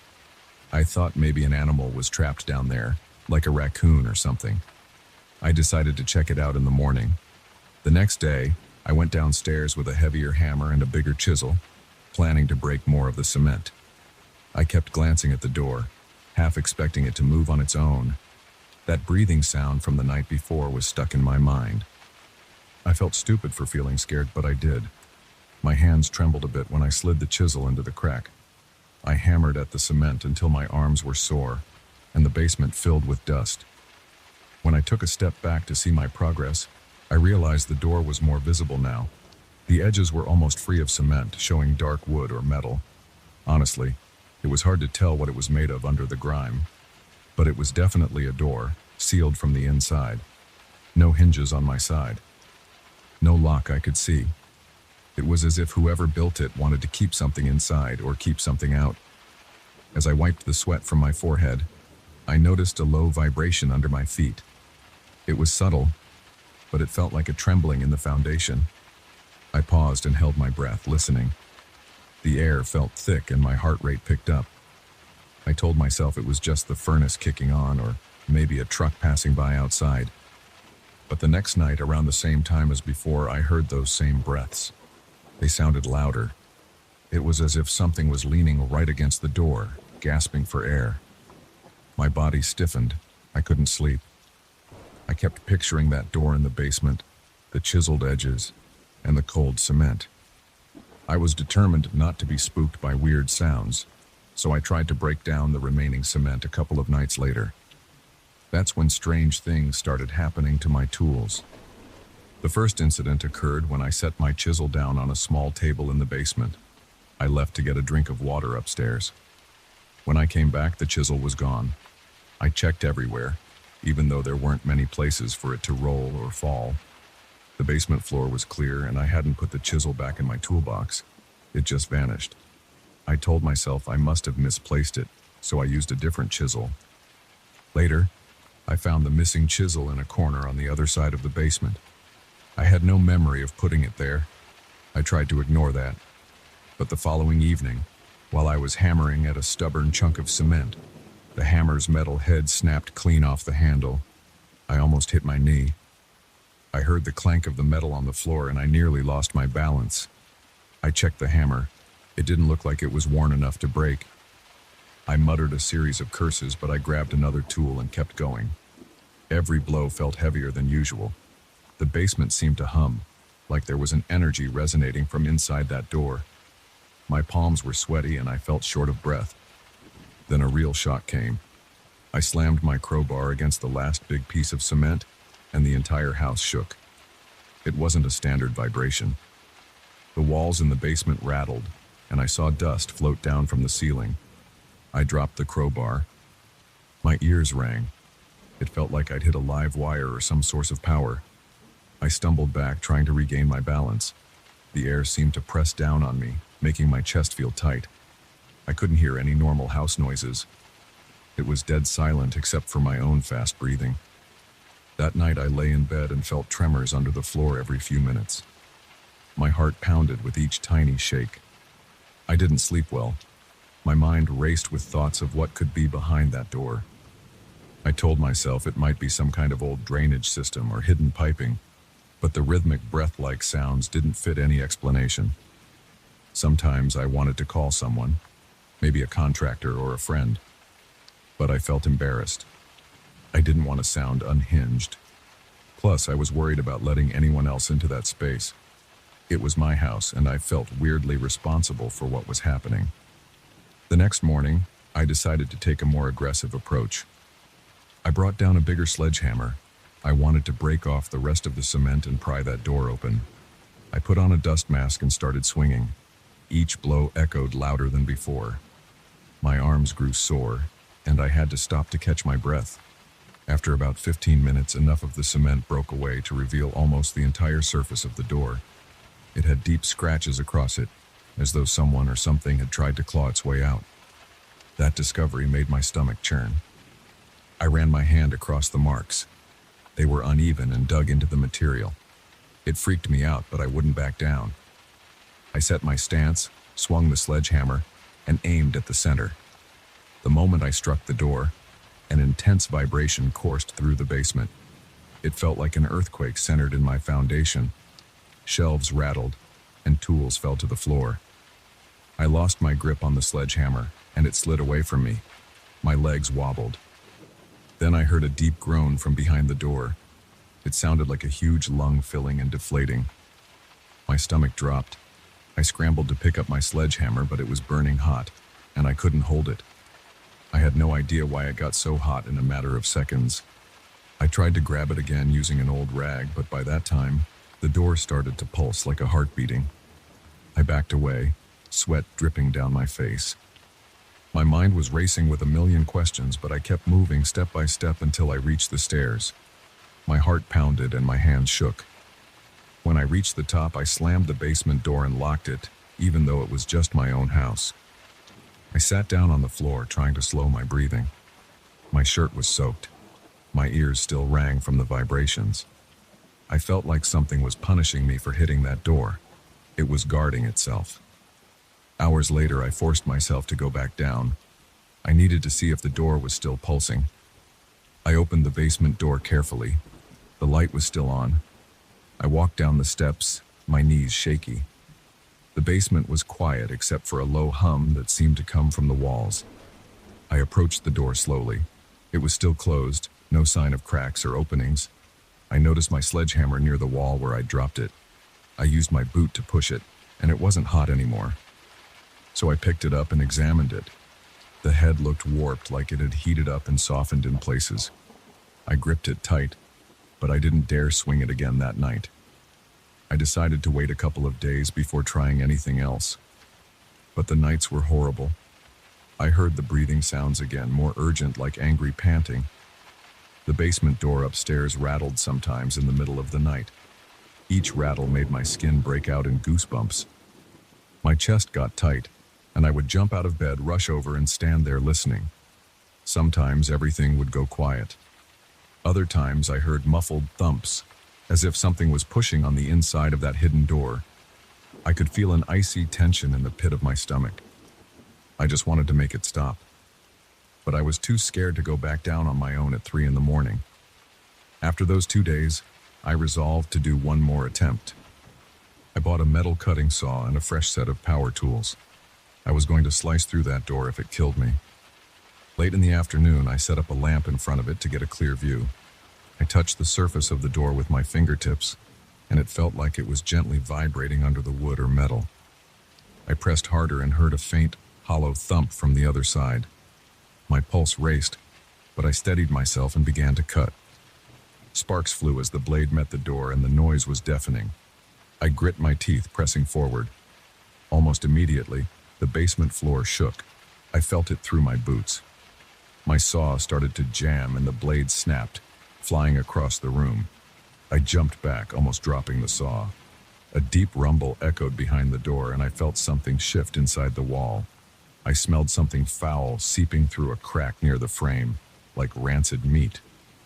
I staggered back, swallowing down the urge to puke. I realized my entire body was shaking and my throat felt dry. I went up the stairs with my heart pounding, and then, for a few seconds, I thought about selling the house or just abandoning it. But that's ridiculous. It's my place. I still felt a strange obligation to deal with this myself, no matter how terrifying it was. I wasn't going to let a sealed door run me out of my own home. That night, the vibrations got worse. The walls in the basement made creaking sounds like they were straining against some kind of pressure. I worried the foundation might crack. I could feel the pulses in my feet as I walked around the first floor. Sometimes pictures on the wall would shake, and small objects on shelves would rattle. My breathing got shallow and my mouth felt dry. I paced around the living room, jumping at every little noise. I switched on every light. The basement door rattled in its frame, and I just stared at it. My hands were sweaty and my heart pounded so hard that I thought I might pass out. I realized I needed a break from the house, so I took a drive around the neighborhood. It was dark and not many people were outside. The cold night air cleared my head a bit. But when I got back, I felt a jolt of dread as soon as I stepped onto the porch. Inside, the house was silent, which was almost worse than the rattling. I turned on the kitchen light, then walked down to the basement door. It was quiet, no sounds, no vibrations. I opened it a crack and peeked down the steps. The light was still on in the basement. I stared at that door at the far end. It was closed and everything looked still. I walked down, my heart thumping like a drum. I placed a hand on the sealed door. It felt cold now. No vibrations, no sound. My mouth went dry, and I felt an odd relief mixed with a new tension, like a calm before a storm. I pressed my ear against it and held my breath. Nothing, not a single sound. I'm not sure which is worse, hearing it or not hearing it. But that's where I am now. The door hasn't moved, and I haven't tried to break it again. I'm stuck in a standoff with whatever is behind there. It's quiet tonight, but I still feel the weight of that presence. My tools are scattered across the floor, some broken, some mysteriously moved. Every time I look at that door, my stomach churns, and my fingers twitch with nerves. I can't stop thinking about what might happen if I manage to get it open. Part of me doesn't want to find out. Another part of me can't walk away without knowing. Right now, I'm just standing at the top of the basement stairs, telling you how this all happened. My hands are shaking. The hair on the back of my neck feels stiff.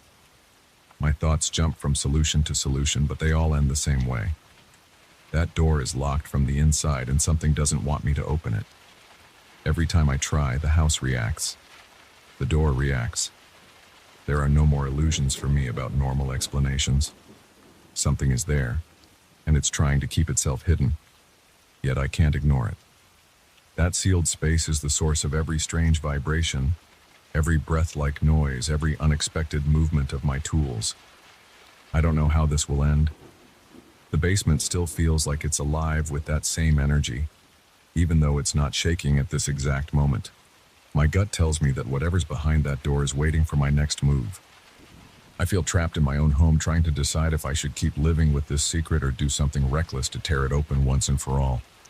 But for tonight, I'm just going to close the basement door and keep my distance.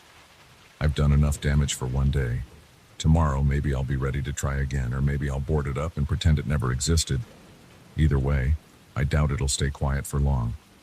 And that's the part that scares me the most.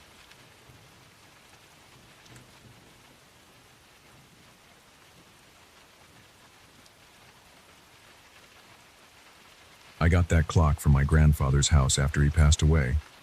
People said he loved the thing when it worked, but it had been silent for decades.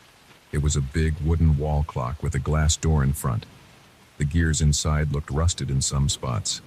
I never cared much for old stuff, but I took it because it was part of the inheritance.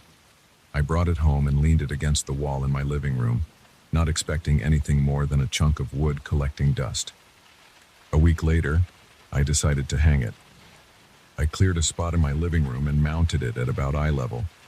I tried winding it, but the hands didn't move. The pendulum stayed still no matter how many times I nudged it. I shrugged it off and stepped away. For a few days, it just sat there silent and useless. Then, on the fourth day, I walked into the living room and heard a steady ticking. I froze. The pendulum was swinging. The second hand kept moving in circles, but something was off. The hour hand and minute hand pointed to weird numbers that I couldn't fully understand. It almost looked like the clock read 1366, which made no sense. I stared at it for a few seconds. Then the second hand clicked into place and the display shifted to something close to 3:15. I blinked. The ticking paused for a moment, then continued at its normal rhythm. I remember checking my watch. My watch said it was just past 8 p.m. My new old clock showed 3:16. The difference felt more than just a normal malfunction. I considered taking it down or trying to open it up, but I was curious. I left it alone that night and went about my evening. Around 10 p.m., I heard a faint creaking noise in my hallway. It sounded like someone stepping slowly on the floorboards. I live by myself, and I don't usually invite people over, so I felt my heart rate spike. I walked into the hallway, turned on the lights, and saw nothing. The creaking stopped. My living room felt colder somehow. The old clock was still ticking. I checked it again. The minute hand read 59, and the hour hand was stuck between 13 and 14. That freaked me out. I stood there staring at it. The numbers on its face seemed to shift. I heard another quick step behind me, but when I spun around, there was no one. I tried to calm down. I told myself it was just my imagination or the house settling. But something about the ticking sounded uneven. It had a hollow ring to it, like it was ticking inside a metal chamber. I turned on my TV to distract myself. After half an hour, I noticed the ticking stop completely. I walked over and checked the time on the old clock. 00:00. The second hand kept spinning, but it wasn't counting normal seconds. It was moving slower, then faster, then slower again. My stomach felt tight. I turned off the TV, listened carefully, and heard what sounded like faint footsteps above me. I don't have a second floor. I looked at the ceiling. My pulse pounded in my temples. I didn't see any cracks or anything abnormal, but the footsteps continued for a few more seconds, then faded away. I barely slept that night. I woke up exhausted the next morning. I checked the clock. The hands showed something close to 9:45 a.m., but my phone said it was 7 a.m. The pendulum still moved, and the second hand kept crawling around. I tapped the glass door, but nothing changed. I considered taking it to a repair shop, but part of me wanted to see if it would keep doing this weird stuff. I left for work, trying to forget about it. When I got back in the evening, I felt an unease the moment I opened my door. The place smelled stale. The living room felt darker, like the lights couldn't reach the corners. I turned them all on, but the shadows seemed to press in. The clock read 13:02. My phone said 6:20 p.m. The second hand looked like it was counting down to something, but I couldn't tell what. It would stop briefly at the top, then jump forward as if skipping a second or two. A chill ran through my arms. I heard a slow thump near the window, like someone tapping on the glass. I yanked the curtains aside.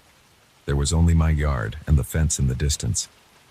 Around 8 p.m., I felt a sudden drop in temperature. My breath came out in short huffs. My hands were shaking a little. The clock's ticking grew louder, echoing in the living room. I went to the kitchen to make coffee and heard a scraping sound behind me. It sounded like nails against wood. I froze, then rushed back to the living room. The floor under the clock had thin scratches, as if something with sharp edges had dragged across the wood. I stared at the marks, my heart thudding.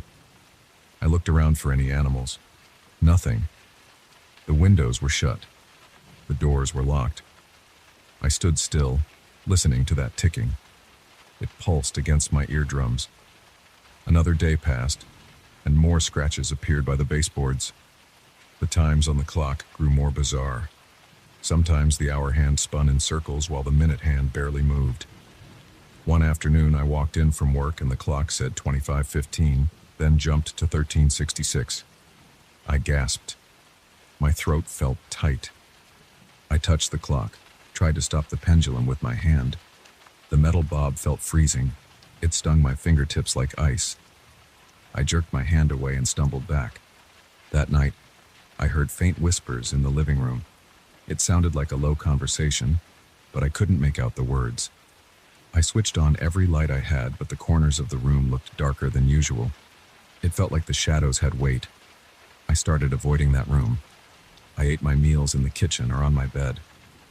But the clock's ticking never seemed to stop. It cut through the walls. In the early mornings, I heard it ticking even when I was upstairs in the bathroom. Sometimes I'd wake up in the middle of the night, sweating, feeling eyes on me.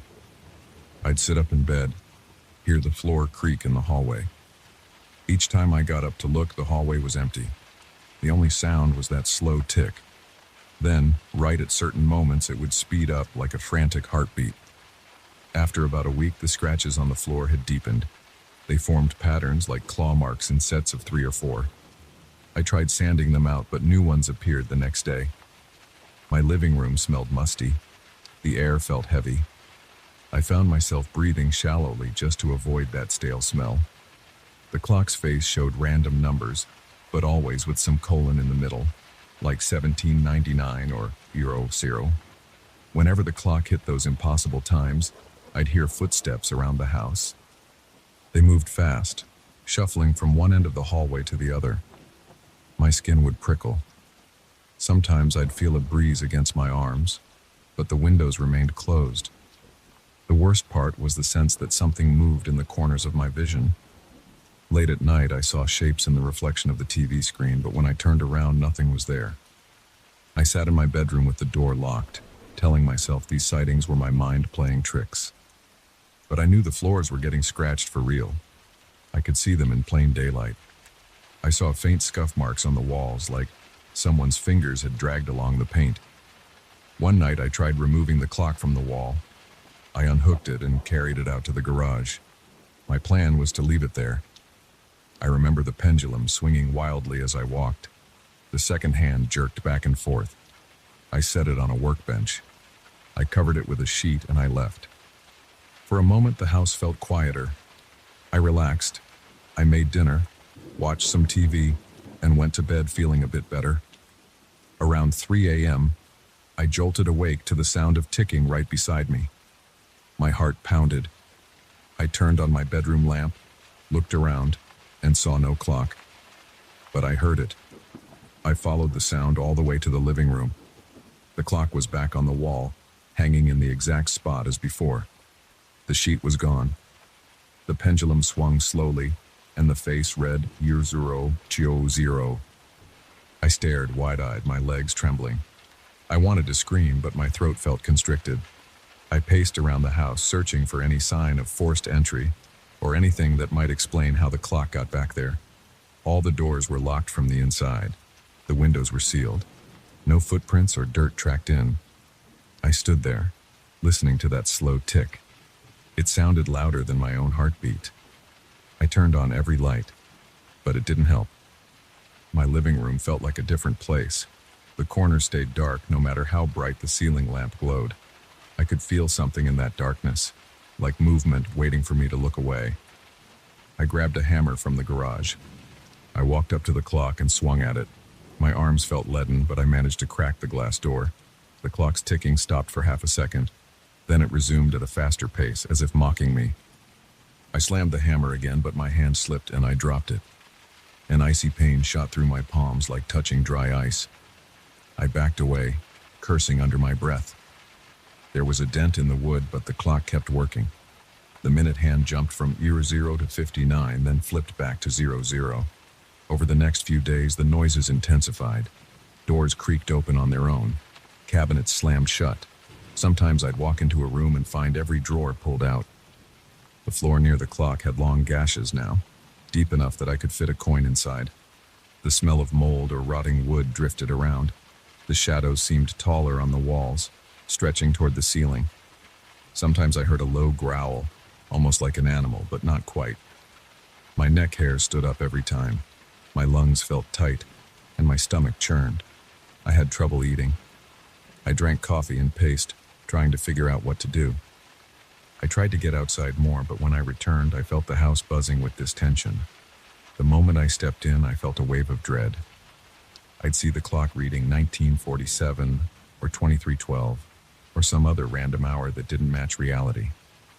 The second hand would skip a beat every time it passed the 12, like it was leaping forward. And almost every evening there came a point when it showed 1366 or 0 That's when the footsteps started. Sometimes just a few steps. Sometimes it sounded like a full circle around the living room. A few nights ago I felt something brush my shoulder in the hallway, but I couldn't see it. My heart raced.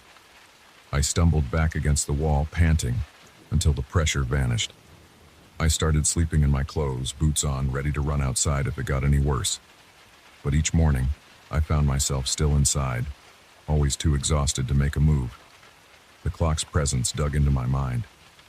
I felt like it was pulling the house into its own strange schedule, a schedule that had nothing to do with normal hours. I tried calling a few repair shops, explaining I had a broken antique clock. They offered to fix it if I brought it in, but I didn't dare try to move it again after that night in the garage. I was afraid it might reappear on the wall or make something worse happen. Yesterday, something new happened. Around 1 p.m., my phone's time, I noticed the clock said 14. The second hand started spinning in circles, clicking rapidly. I froze and watched. The floor beneath the clock bulged slightly, like the wood was lifting. My chest tightened. My hands felt sweaty. I inched closer, not sure what I'd see. Then the bulge flattened again, but the scratches on the floor got deeper.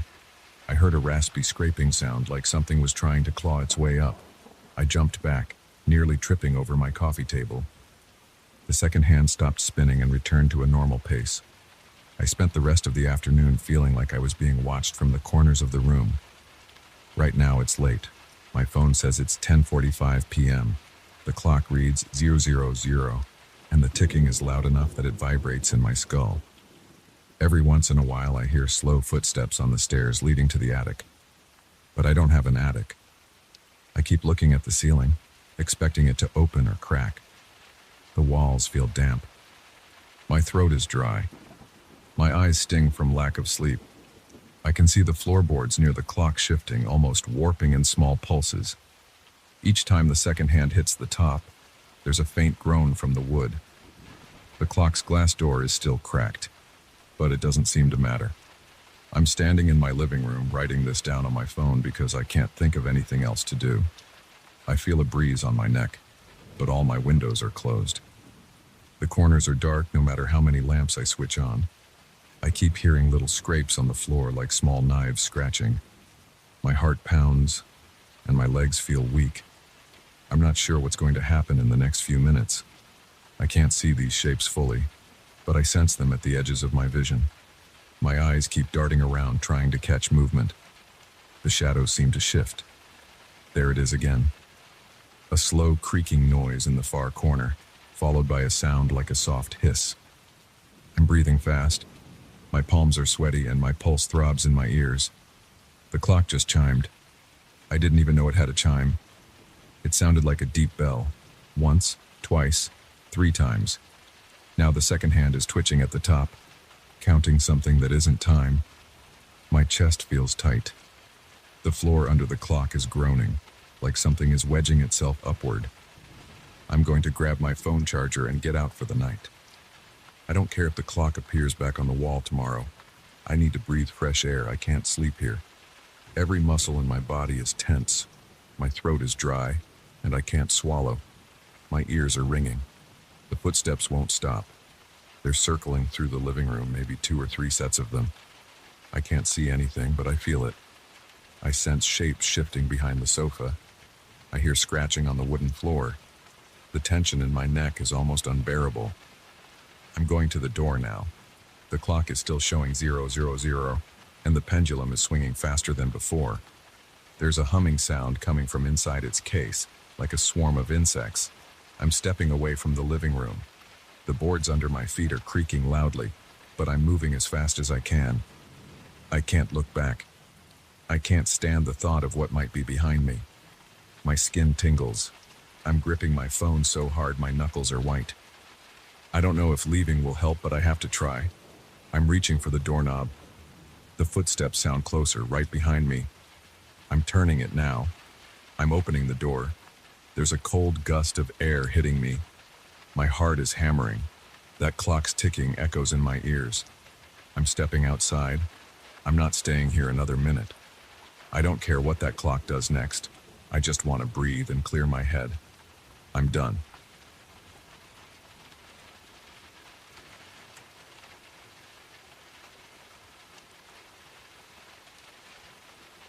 I remember the exact moment I found that symbol.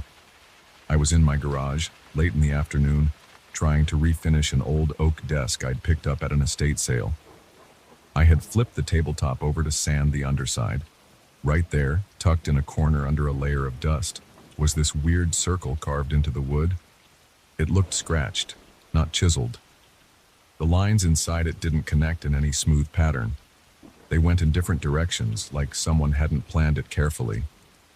I leaned in, wiped the area with a rag, and felt a prickly sensation in my scalp. My arms twitched, and a wave of goosebumps ran along my forearms. I didn't think anything of it at first. I just noted it was odd, and I made a mental note to look it up later. I flipped the tabletop right side up again and kept sanding. That evening, I decided to research the symbol.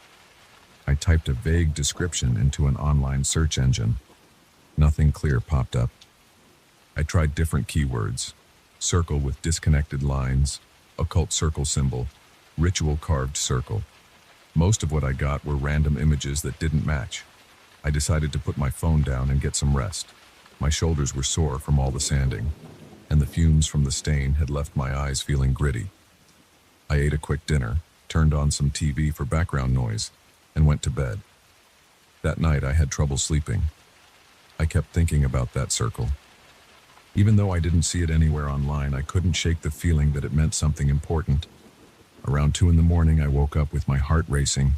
I didn't have a clear dream, but I felt like someone had been watching me. I got up, splashed some water on my face, and tried to calm down. I walked into my living room. The place felt quiet, darker than usual. My own footsteps sounded louder on the hardwood floor. My breath felt short. I looked around and convinced myself everything was normal. Eventually, I returned to bed and forced myself to sleep. The next morning, I went back to the garage and focused on the desk again. I ran my hand along its edges, checking for chips. I remember thinking how beautiful the oak grain was. It had this natural color that I liked, not too light, not too dark. I lowered my head underneath to examine the carving one more time. I wanted to see if I could sand it out. When I stuck my head under there, that chill came back.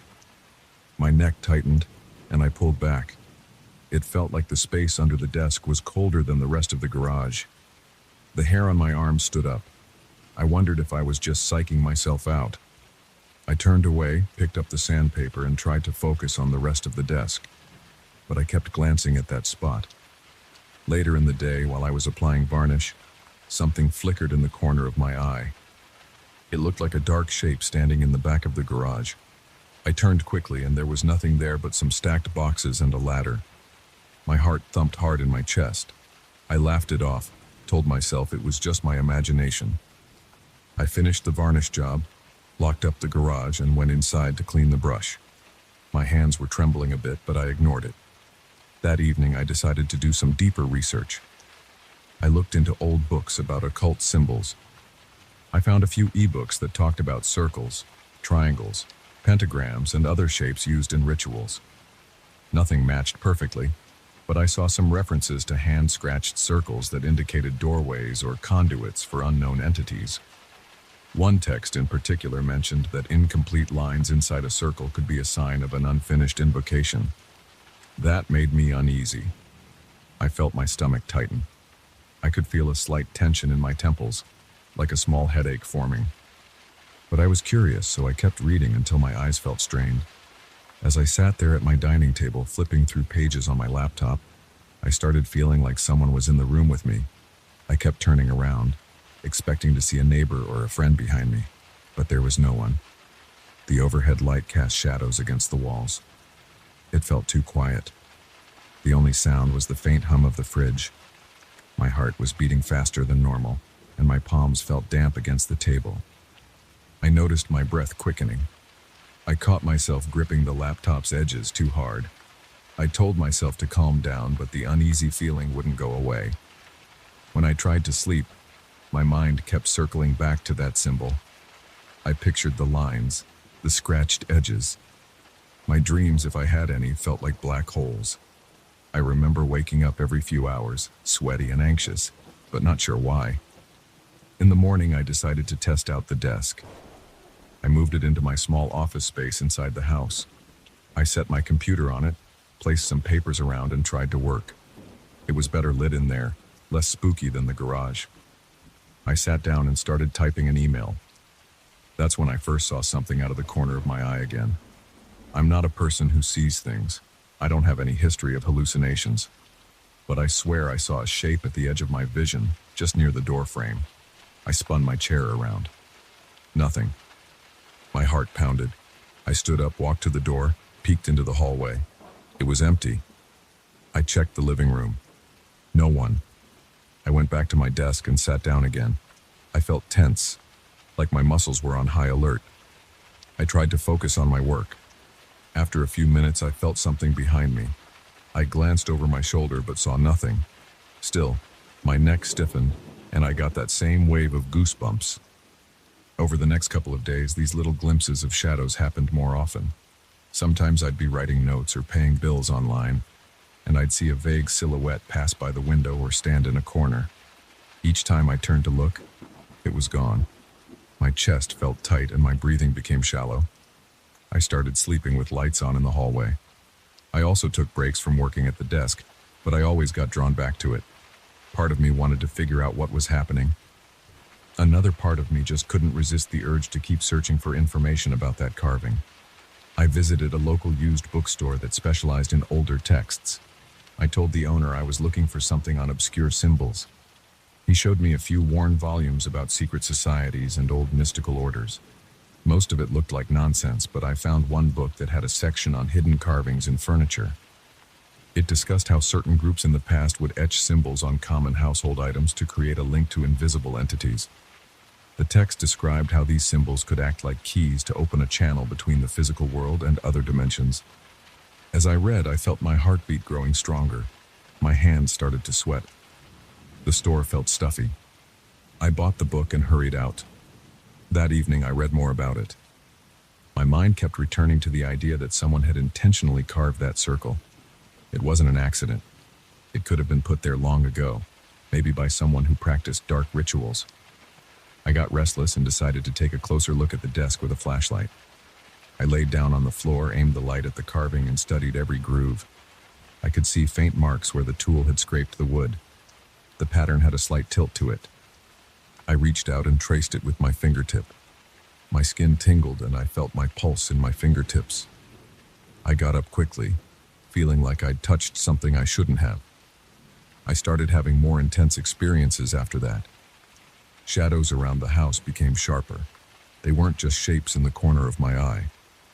Sometimes they looked like dark silhouettes standing in corners, facing me.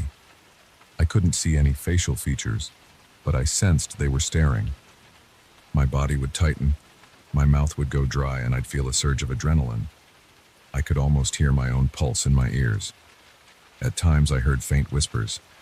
They were soft, like a breeze, but they formed words I couldn't quite understand. It was like listening to a conversation through thick walls. My mind tried to make sense of it, but I only picked up bits of sound. One night, I was reading another ancient text about protective seals, hoping to find a way to counter this situation.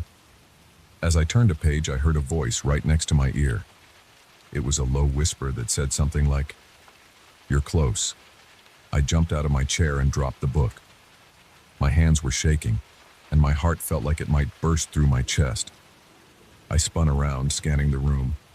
Nothing there. I was sweating, and I felt cold at the same time. My legs were trembling, and I backed away from the desk. I picked up the book from the floor, but my hand was unsteady and I nearly dropped it again. I went to the bathroom to splash water on my face. My reflection in the mirror showed bloodshot eyes, dark circles under them. I breathed in and out, trying to slow my racing pulse. My thoughts were jumbled. I kept thinking that I'd gone too far, that I shouldn't keep reading. But a strange drive pushed me to continue. Each new detail I learned made me feel like I was uncovering a puzzle. These shadows seemed stronger, like they were feeding off every bit of knowledge I gained. I recognized that it was dangerous, but I felt a compulsion to see it through. On the 5th day after discovering the symbol, the shadows began to speak more clearly. Their whispers felt closer to my ear. They said things about power, secrets, and forbidden knowledge. They urged me to open more books, to explore more about that circle. My head felt crowded with their voices at times. My hands shook whenever I tried to write anything down. I'd hear them telling me not to stop, to keep looking. I started to wonder if I was losing my mind. My chest felt tight, my jaw clenched. I caught myself biting my lower lip until it hurt. I tried turning on every light in the house, hoping that bright illumination would make the shadows vanish. It didn't work. I saw outlines of them even in daylight. They hovered near my desk, pacing near my couch. At one point, I decided to take a break from the research. I hid the books in a closet and locked them away. For a moment, it felt like the house got quieter. But when I returned to the desk to write an email, I saw one of those figures standing in my office doorway. It didn't move.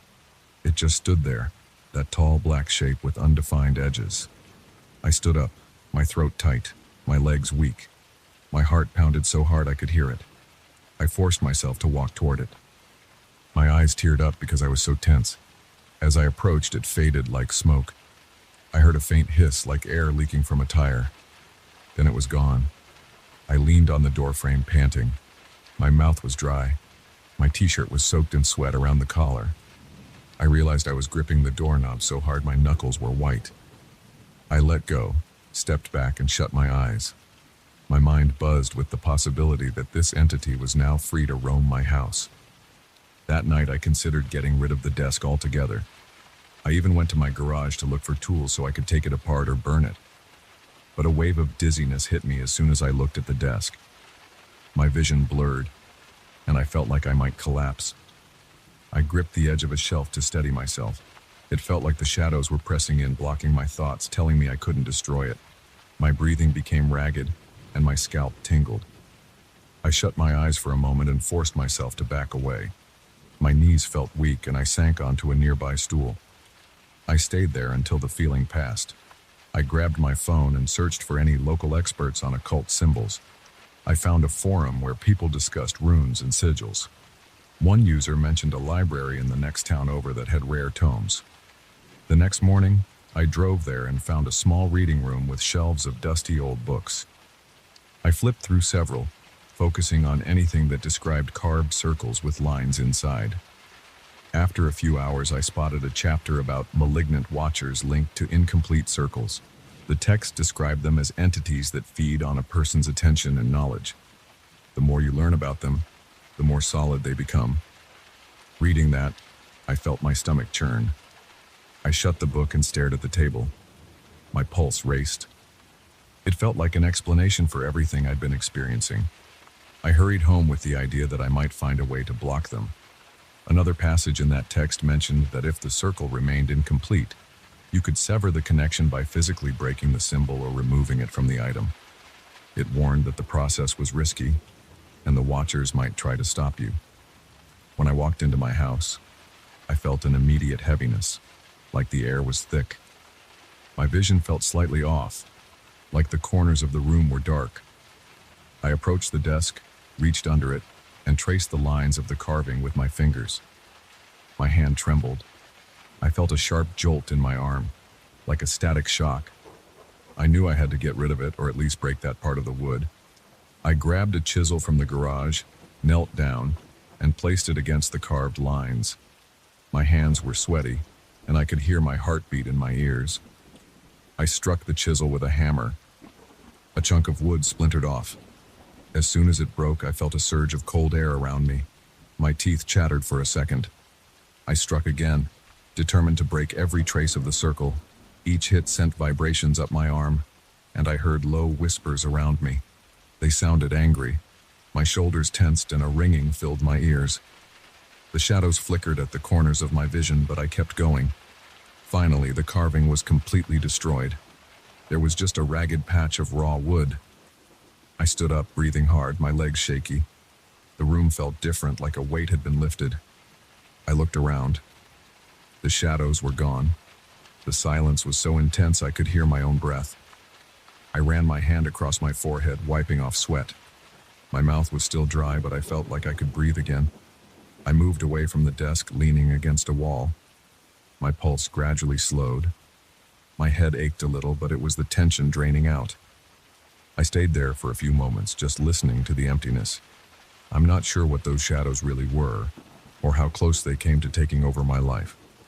They felt real, like they had a presence beyond my imagination. I still have that desk, but now it has a big scar under the tabletop where I chiseled out the carving. I keep the lights on around it whenever I'm working. I haven't seen any of those shapes since then. I do catch myself glancing at the floor every now and then, half expecting to see a shadow move. But the house is quiet now. I locked away the books, and I don't plan to read about that symbol again. I don't need to. I learned enough to last me a lifetime. Sometimes I feel a chill when I think about how those shadows seem to feed on my curiosity. But I'm done with that circle. I don't want to poke around in things I don't understand anymore. For now, I'm staying away from strange symbols and anything that hints at unknown entities. I'm finally sleeping better, and the air in my house feels normal. Whenever I sit at that desk to write, I remind myself that I'm in control.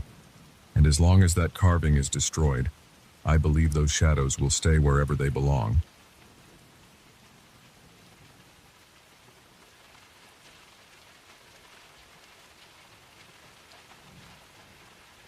I've never liked creaking noises at night, but I used to shrug them off. I assumed they came from the house settling or from old pipes in the walls. That changed when I started hearing heavier footsteps above my bedroom at around 2 in the morning.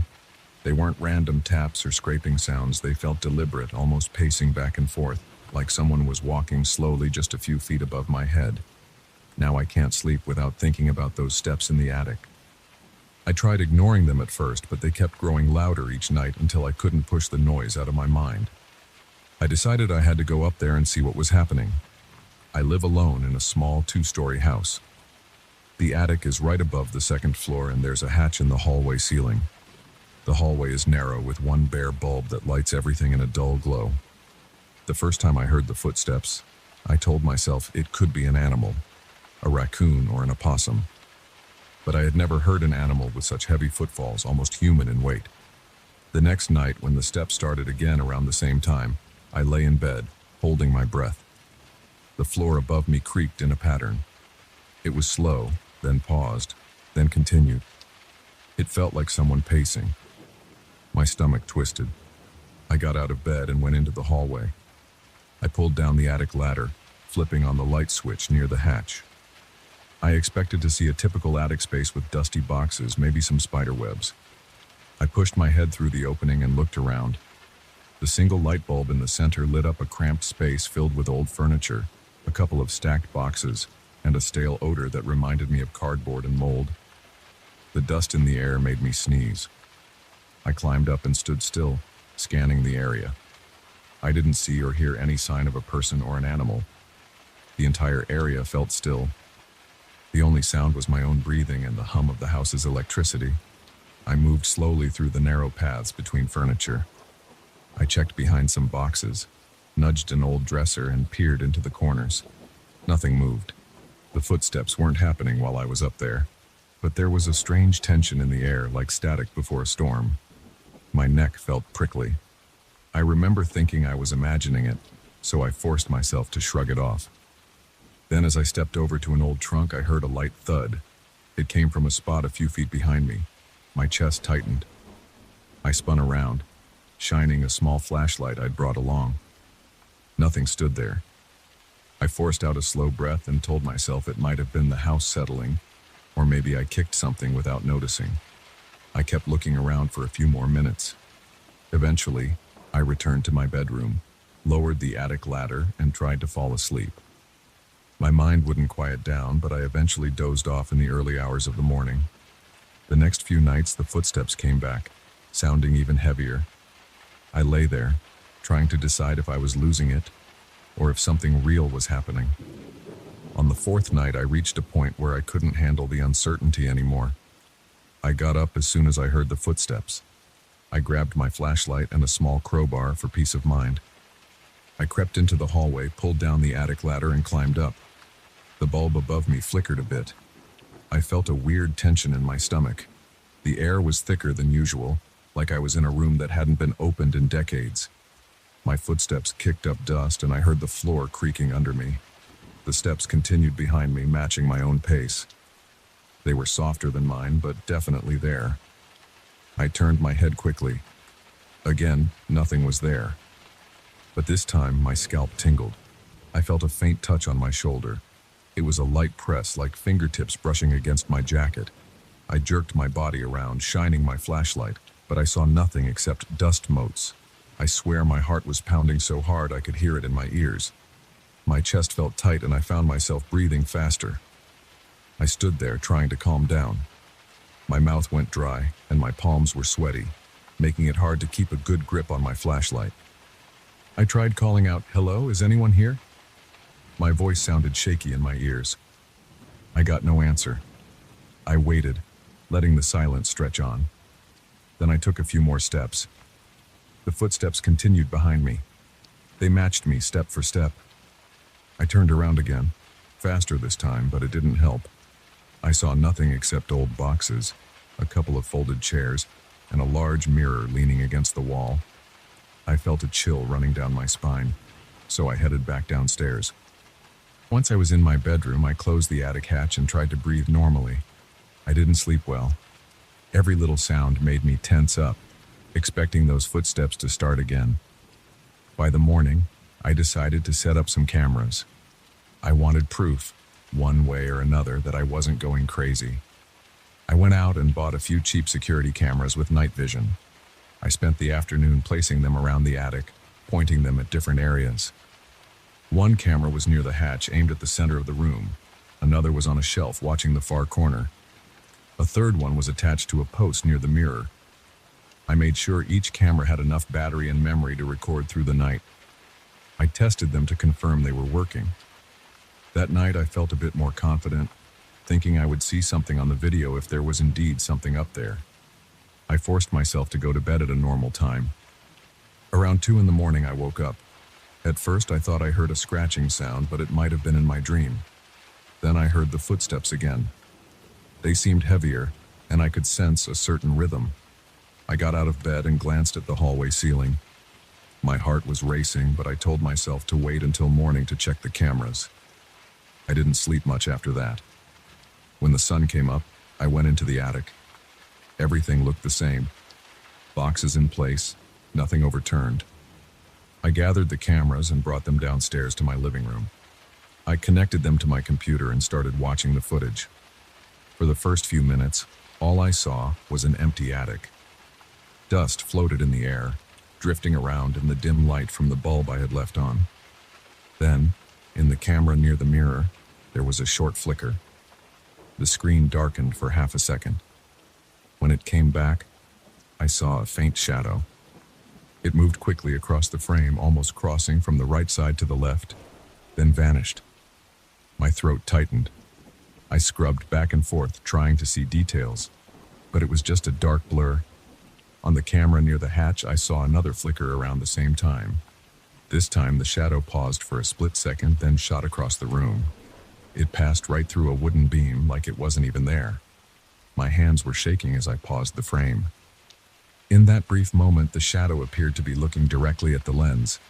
I couldn't see any face or eyes, but it felt like it was facing the camera.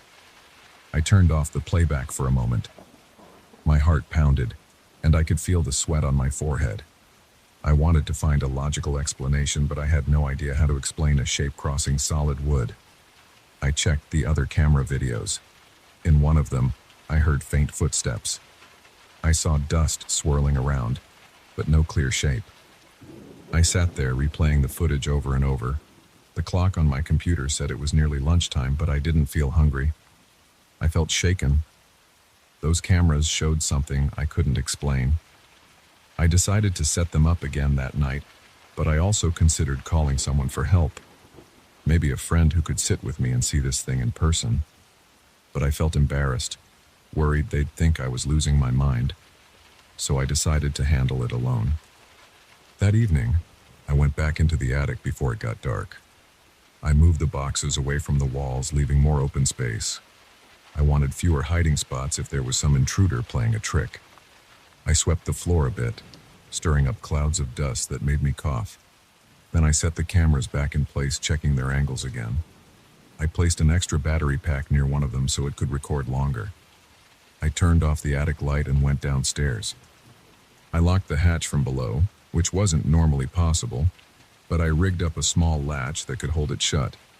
Then I tried to relax on the couch, flipping channels on the TV without really paying attention. Around midnight, I felt my eyelids getting heavy, so I decided to go to bed. I switched off the TV and walked up the stairs. The house felt cold, though the heater was on. I could see my breath in the hallway, which was strange. I touched the radiator, and it was warm. Yet the air around me felt cold enough to make my skin prickle.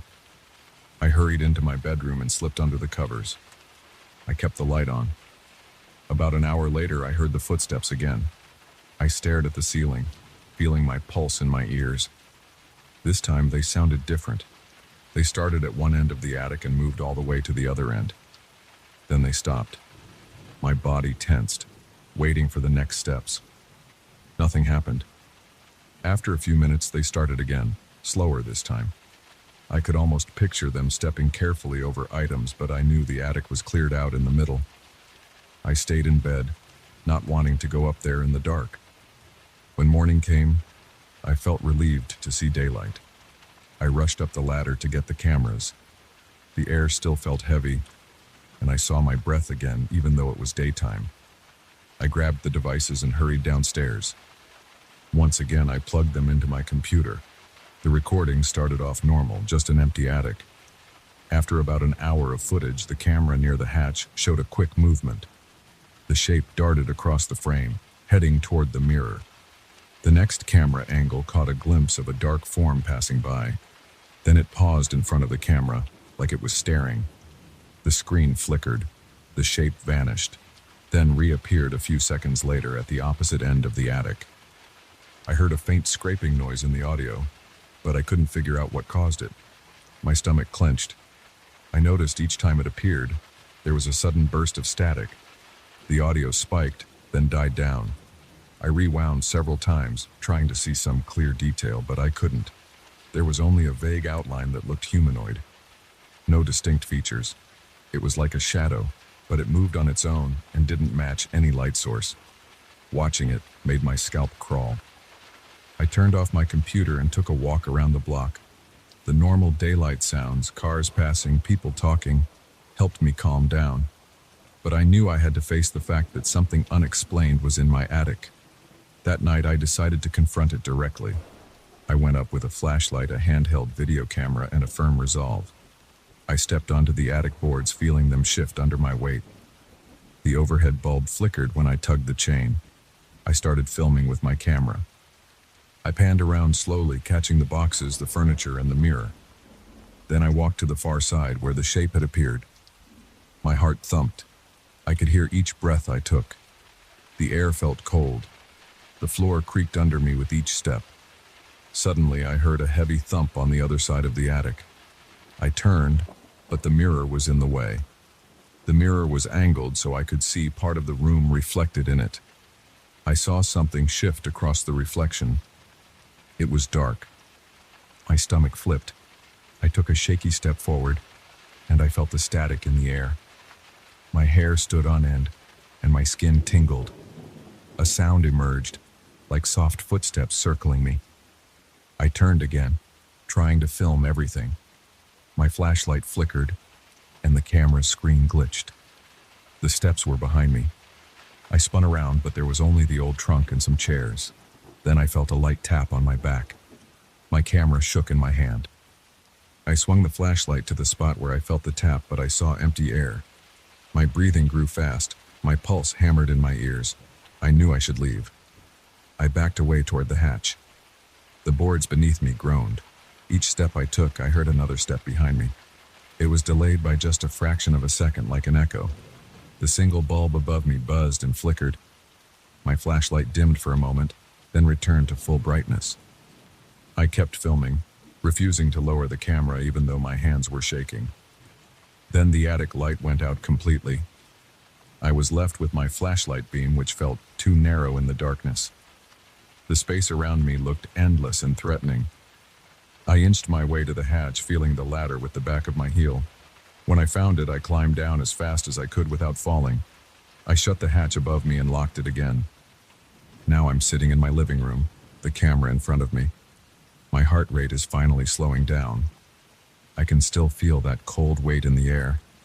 Even down here, I sense that something is in the attic, pacing back and forth. My legs are shaky, and my hands feel like they've been gripping something for hours. I don't know what my next move is. I have footage of a shape that crosses solid walls. I have these sounds of heavy steps that vanish whenever I shine a light. I feel a tap on my back when there's no one there. I can't sleep with those sounds overhead. Every time I close my eyes, I imagine that shape moving above me, waiting for me to come back up. I've thought about leaving the house and never returning, but it's my home and I don't want to give it up to something I can't even see clearly. I also don't want to invite anyone else into this place until I figure out what's going on. I keep looking toward the ceiling, half expecting the footsteps to start again right now. My body is still tense, ready to jump. I don't know how many more nights I can stand this. There's something in my attic, and it isn't going away. It follows me, matches my pace, and touches me when I'm not looking. I have video evidence that's impossible to explain. The only thing I'm sure of is that this presence is real, and I can't ignore it anymore.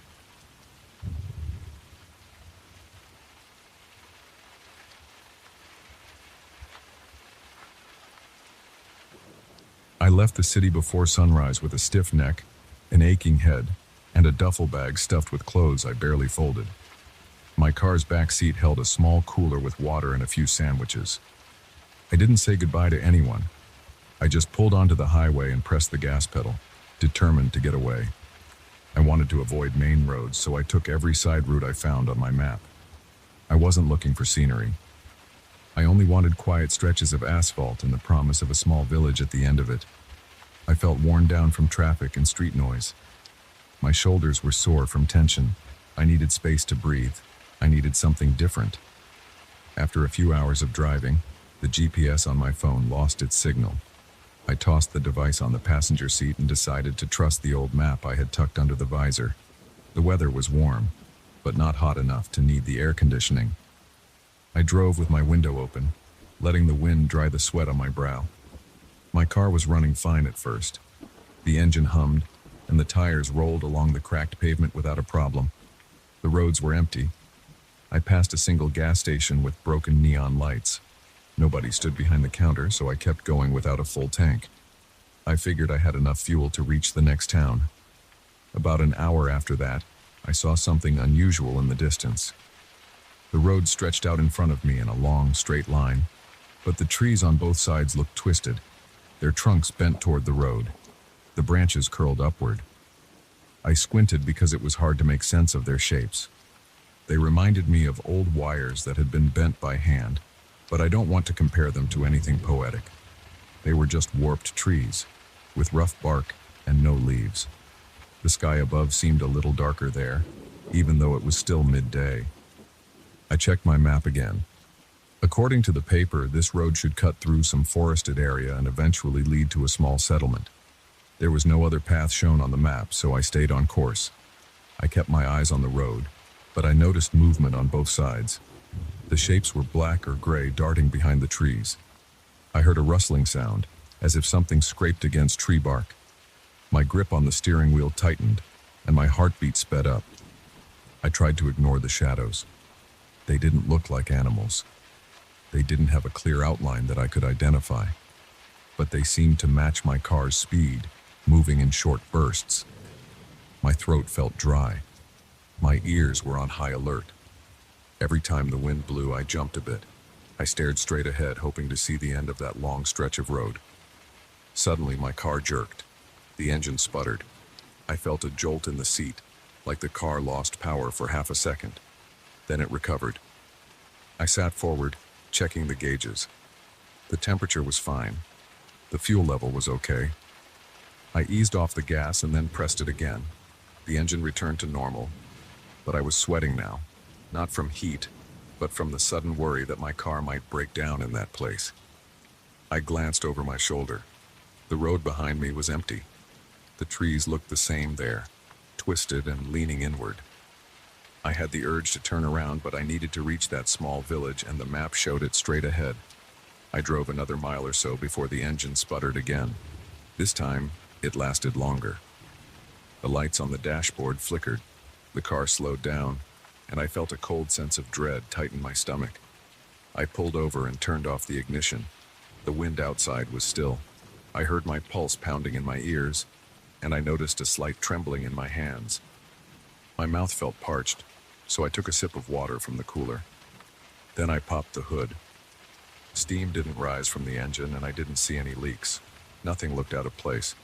I tapped a few hoses, checked the oil dipstick. Everything seemed normal. While I stood there, the silence made me uneasy. There were no birds. I only heard faint rustling in the distance, like something was scraping across the ground. I walked around to the front of the car and looked down at the gravel near the shoulder. I saw strange marks in the dirt. They looked like lines in sets of 4, but not footprints. More like scratches or drag marks. Each set of marks ran parallel, as if something with claws had passed by. I didn't see any distinct paw shapes. It wasn't an animal track I recognized. I stood there a moment, trying to figure out if it was fresh. It looked new because I could see loose gravel scattered at the edges. My chest felt tight. My instincts told me to hurry. I got back in my car. I turned the ignition, and it started right up. I let out a shaky breath and steered back onto the road. The lane ahead still went in a straight line, and the trees continued on both sides without any breaks. The shadows among the trunks were still there, rushing forward. I tried not to stare at them too long. My stomach was in knots. My mind was racing with thoughts about breaking down and being stuck on that road. My left foot tapped nervously on the floorboard. My knuckles were white from gripping the wheel. I took short breaths and blinked away the sweat that dripped into my eyes. As I kept going, the road felt longer. I checked my odometer to see how many miles I'd covered. The numbers indicated I should have reached at least a bend or something by now, based on my map's scale. But the straight line continued. My eyes burned from staring. I didn't see any turnoff or side road. There was no sign for a town or a gas station. It was only the same warped trees and the same shadows dancing behind them. I glanced at the time on my phone. The screen showed no signal, and the same hour it had shown before. I wasn't sure if it was glitching. The battery icon was stuck at the same percentage. I stuffed the phone in the cup holder. I felt a tightness in my chest again. Then, for a third time, the engine sputtered. The car's power gave out completely, and I had to coast to a stop on the side. I turned off the ignition, turned it on again, and the engine cranked but wouldn't start. I swore under my breath and slammed my hands on the steering wheel. I stared at the road ahead through the windshield. It was so straight that I couldn't see any horizon, just that line fading into more trees. My shirt was soaked around the collar. My eyes darted left to right, scanning the road and the shoulder, looking for movement. I climbed out of the car, keeping the door open in case I needed to jump back inside. The air felt still again. My ears felt like they were straining for any sound. I could hear my own breathing, fast and shallow. I could feel my pulse pounding in my temples. I opened the hood once more. I jiggled the spark plug wires, checked a few connections, and then tried the ignition again. It sputtered and then roared back to life. I exhaled, slammed the hood, and jumped in the driver's seat. I pressed the gas and the car moved forward. My shoulders ached from tension. As I drove, I tried to measure the distance. I picked a reference point on the odometer and told myself that if this was still the same road after another 5 miles, I'd consider turning around. But 5 miles passed, and nothing changed. The trees were still tight on both sides. No exit. No break in the monotony. I tried to do a U-turn, swinging the wheel all the way. There wasn't much space, but I managed to angle the car back around. I headed in the opposite direction, feeling a small surge of hope that I could leave this place the same way I came. But after about 10 minutes, I realized the scenery hadn't changed. The trees looked identical. I didn't pass my earlier stops or see the gas station from hours ago.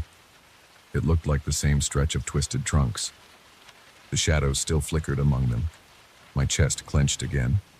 I couldn't figure out if I was losing my mind or if the road was doing something to keep me there. I stopped the car. My legs felt weak, so I stayed seated. I looked at the clock on my dashboard, but the display was stuck at the same time I had noticed earlier.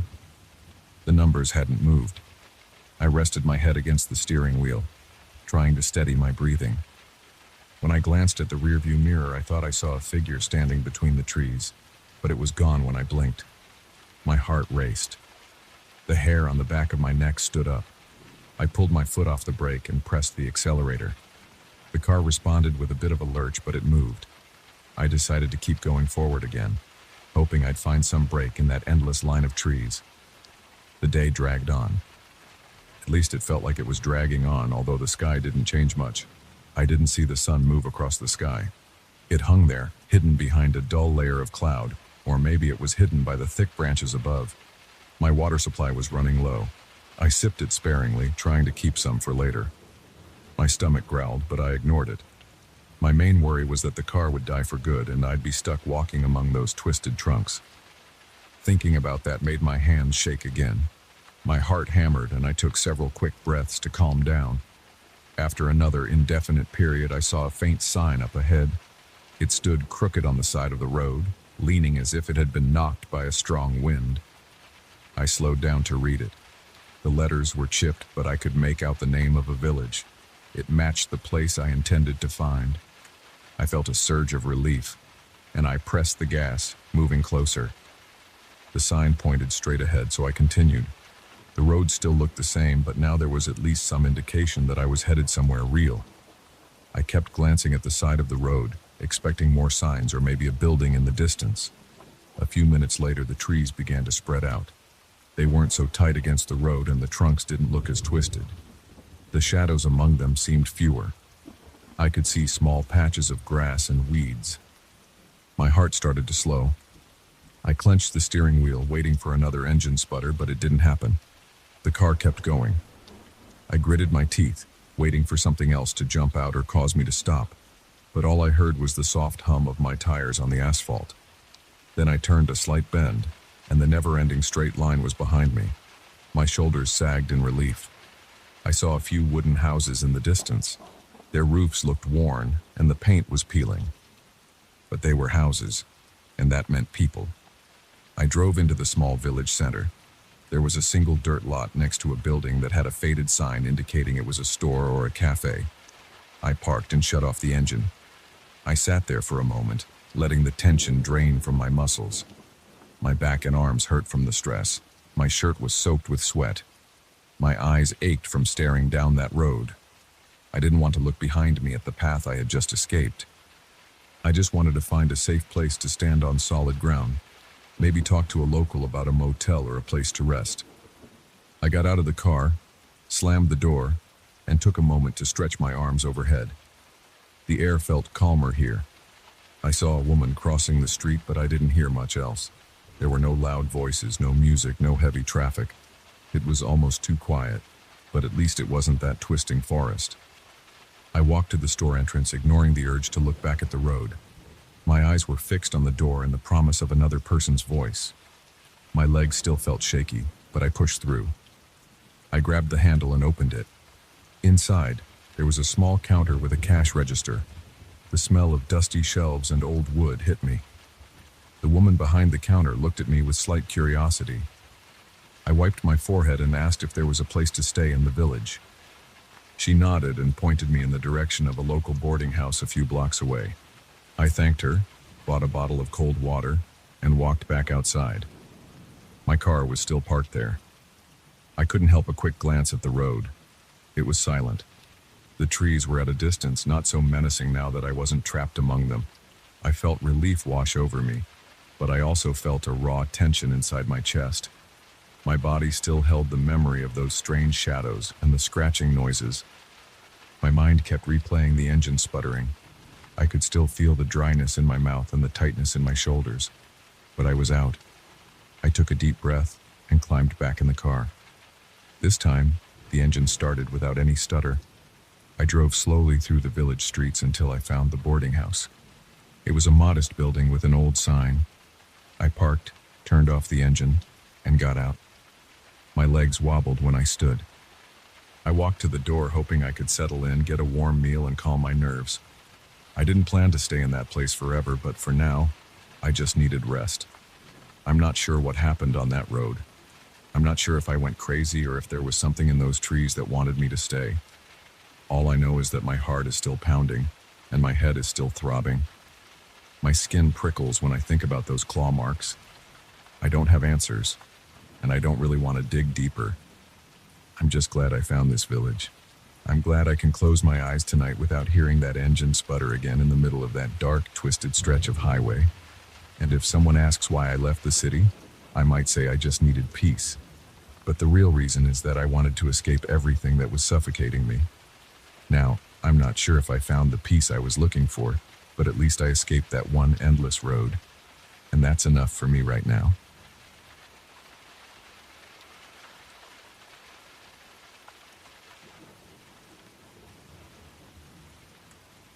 I never expected to feel such unease in a place that carried my own family name.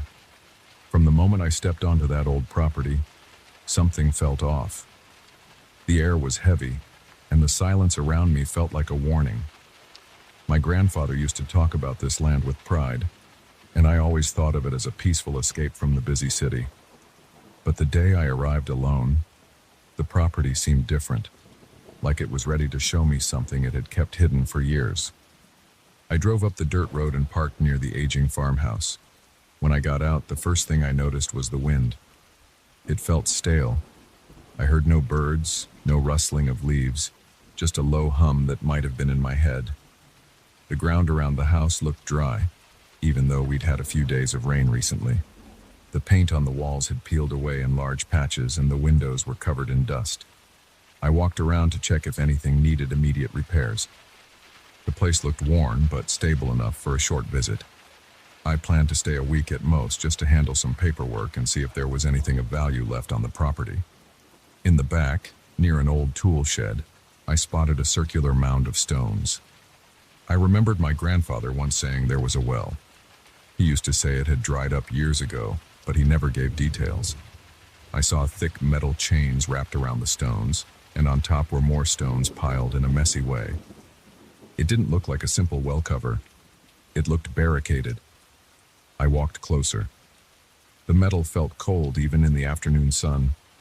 When I leaned in, I thought I heard something. A low groan or vibration. I pressed my ear against the top stone.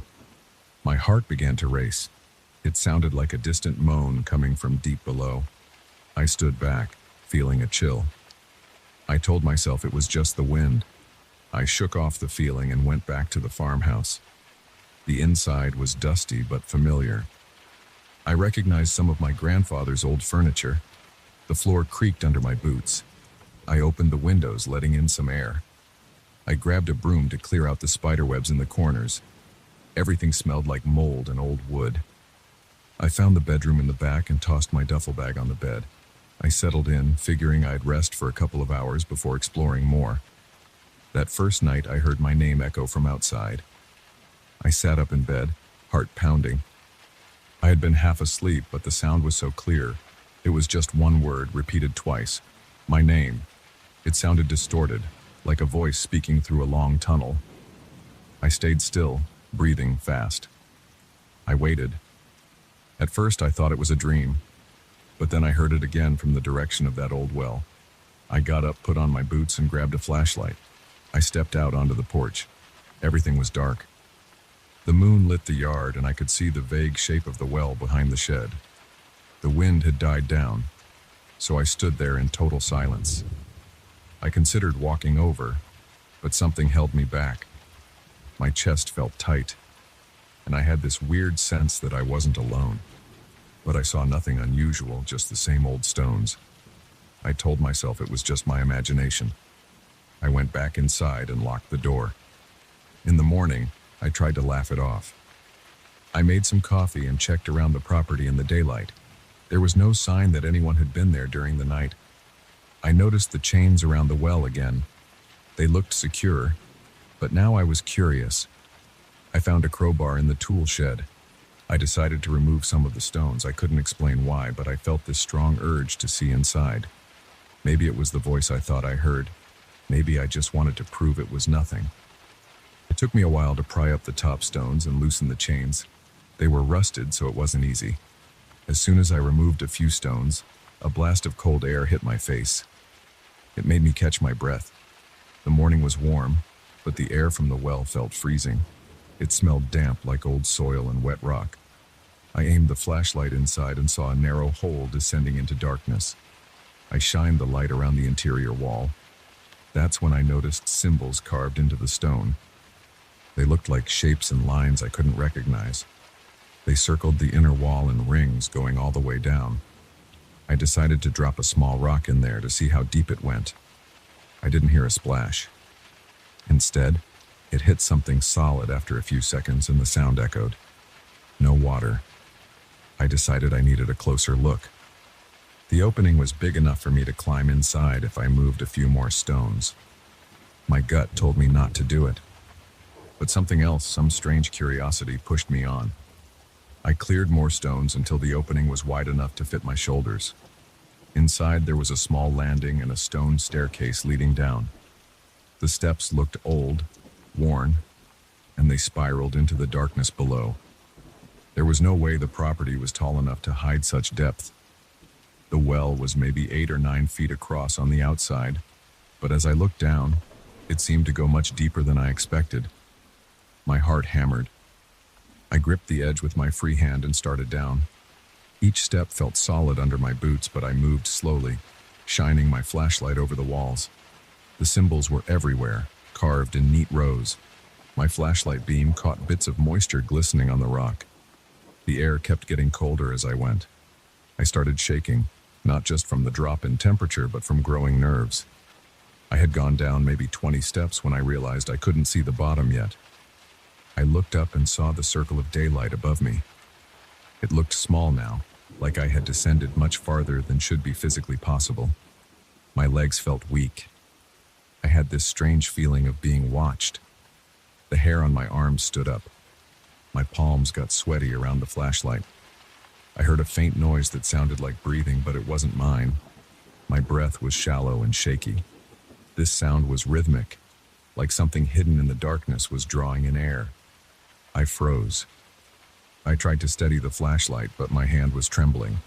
I called out a simple, "Hello?" My voice echoed, and then it died. No reply. But the feeling didn't leave. I kept going down, step by step. I lost track of time.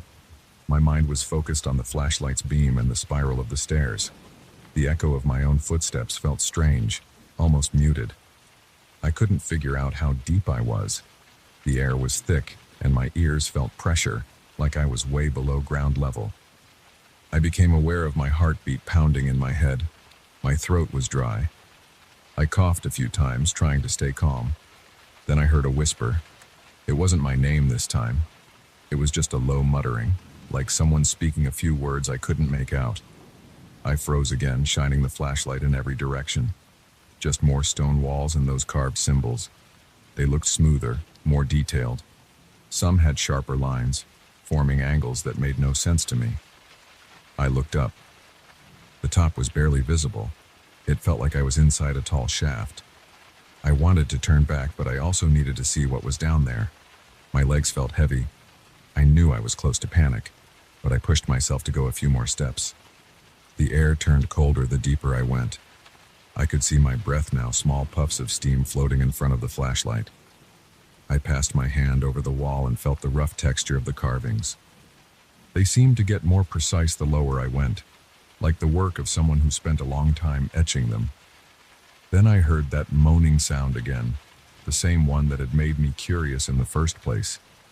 It started low, almost like a distant wind. Then it grew louder, echoing in the tight space. My skin crawled. I gripped the flashlight so hard my knuckles ached. Something down there was alive, or at least moving. I felt my stomach twist. I told myself this was insane. There was no logical reason for this well to exist in this manner. It was too deep, too elaborate.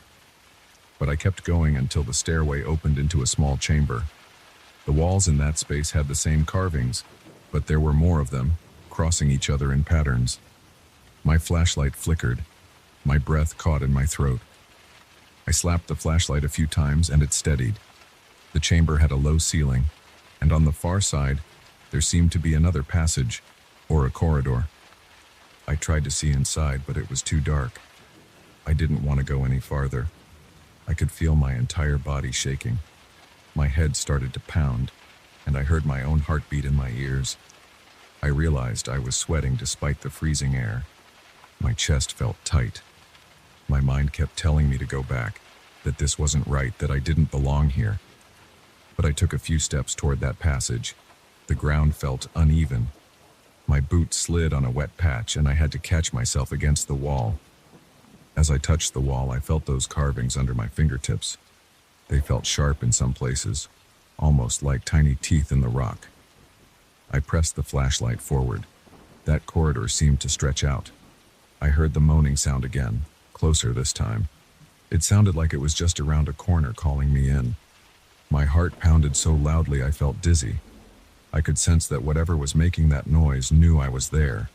It felt hungry, like it wanted me to keep going. My arms felt numb and my back ached from crouching. I moved the beam across the corridor's entrance. I thought I saw a shape move, a dark shape that vanished the moment the light touched it. My throat tightened. I let out a small gasp and jerked the flashlight back. It could have been my eyes playing tricks in the dimness, but I wasn't sure. I stood there for a while, breathing in that stale, cold air. My thoughts kept jumping between curiosity and fear. I thought about what my grandfather might have known. Why did he never tell me about this? Why had he piled so many stones on top of the well and locked it with chains? It was obvious he wanted to keep it closed. Now I understood. There was something here that shouldn't be disturbed. My body felt pinned by a feeling of dread.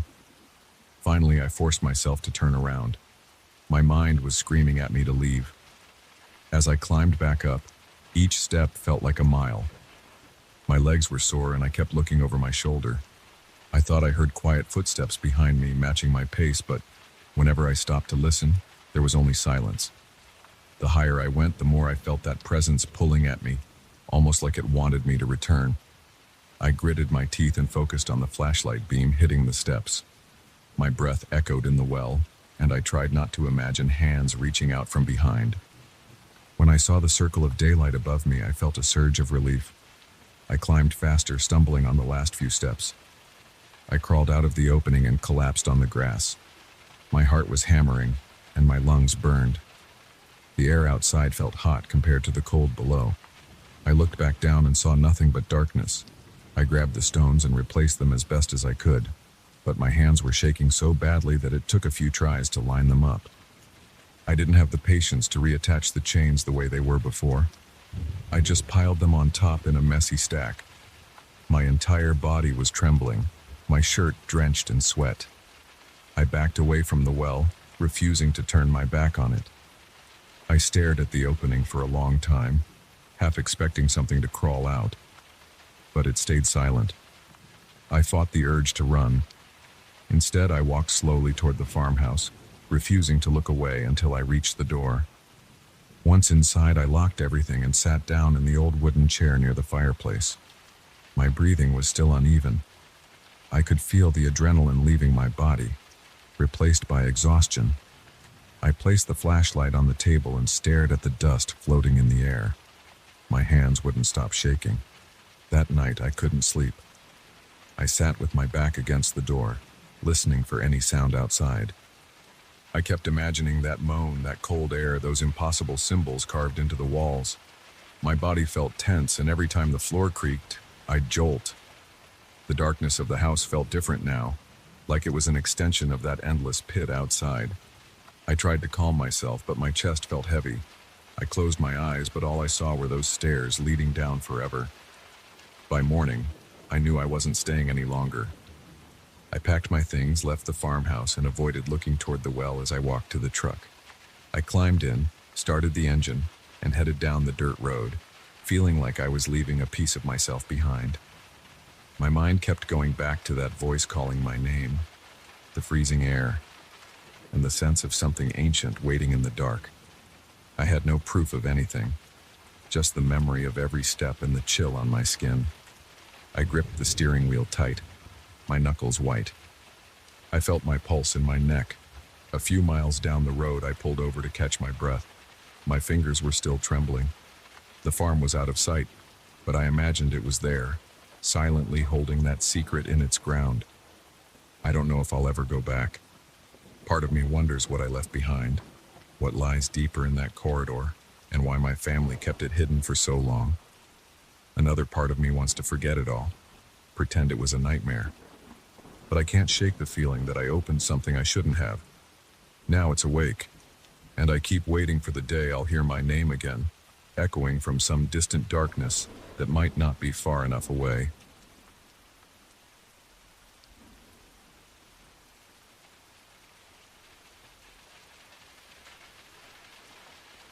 I got the call on a Monday afternoon. The person on the other end of the line asked if I was still looking for overnight security work. I said yes before I even asked about the place. Then I found out it was the old Delacroix Historical Library on the far side of town. My first thought was that it sounded boring, but I needed the job. They told me to show up at 8 at night, meet the head archivist, and then start right away. I arrived at the library just before sunset. From the outside, it looked like a fortress made of dark stone. There were tall windows with iron bars. The front steps were worn in the middle. Inside, the smell was musty, like stale air mixed with old leather. I saw a bunch of shelves stretching from the front lobby all the way to the back walls. In the middle of the floor stood a circular desk, and behind it, a small door led to some office area. The head archivist was a tall man with a stiff posture. His suit looked decades old, like something from a vintage store. He handed me a ring of keys and explained the basic routine. He told me I'd walk the halls hourly and make sure no one was trespassing. He also said the power sometimes went out, so I should keep a flashlight at hand. He mentioned the library contained valuable books, many of them centuries old, and that they needed extra security after hours. He spoke in a clipped voice, never smiling. He told me to focus on the reading room, the archives in the basement, and the special collections upstairs. He left around 9. I watched him exit through the front doors, lock them from outside, and disappear down the street. The place got quiet. The overhead lights buzzed softly, and I heard the distant hum of the heating system. I made a round through the main hall, walking past rows of shelves. The old floors creaked under my boots. Now and then, my flashlight beam caught little motes of dust swirling in the air. I kept hearing my own breathing echo off the high ceiling. After a few minutes, I realized I hadn't seen a single security camera around. Maybe the older parts of the building didn't have modern surveillance installed. Close to midnight, I sat at the front desk and browsed through a logbook of some kind. It listed items borrowed by researchers, overdue returns, and specialized requests. The pages were filled with handwriting I didn't recognize. Then I thought I heard a soft whisper. I spun around. The reading room lights flickered. Nobody was there, and it was silent again. I felt my heart speed up. I got up, took my flashlight, and started down one of the aisles. The shelves towered over me. Old spines lined every row. My footsteps sounded too loud in that space. I paused near a section labeled Rare Collections. This area had a locked gate, but I noticed it was slightly ajar. I used my keys to open it properly and went in. I saw books behind glass cases. Some of them were open, displaying handwritten notes or illustrations.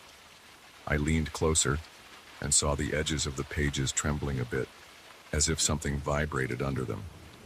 I told myself it might be the air conditioning, but the air felt still, Then I heard a sound like a page turning, very slow.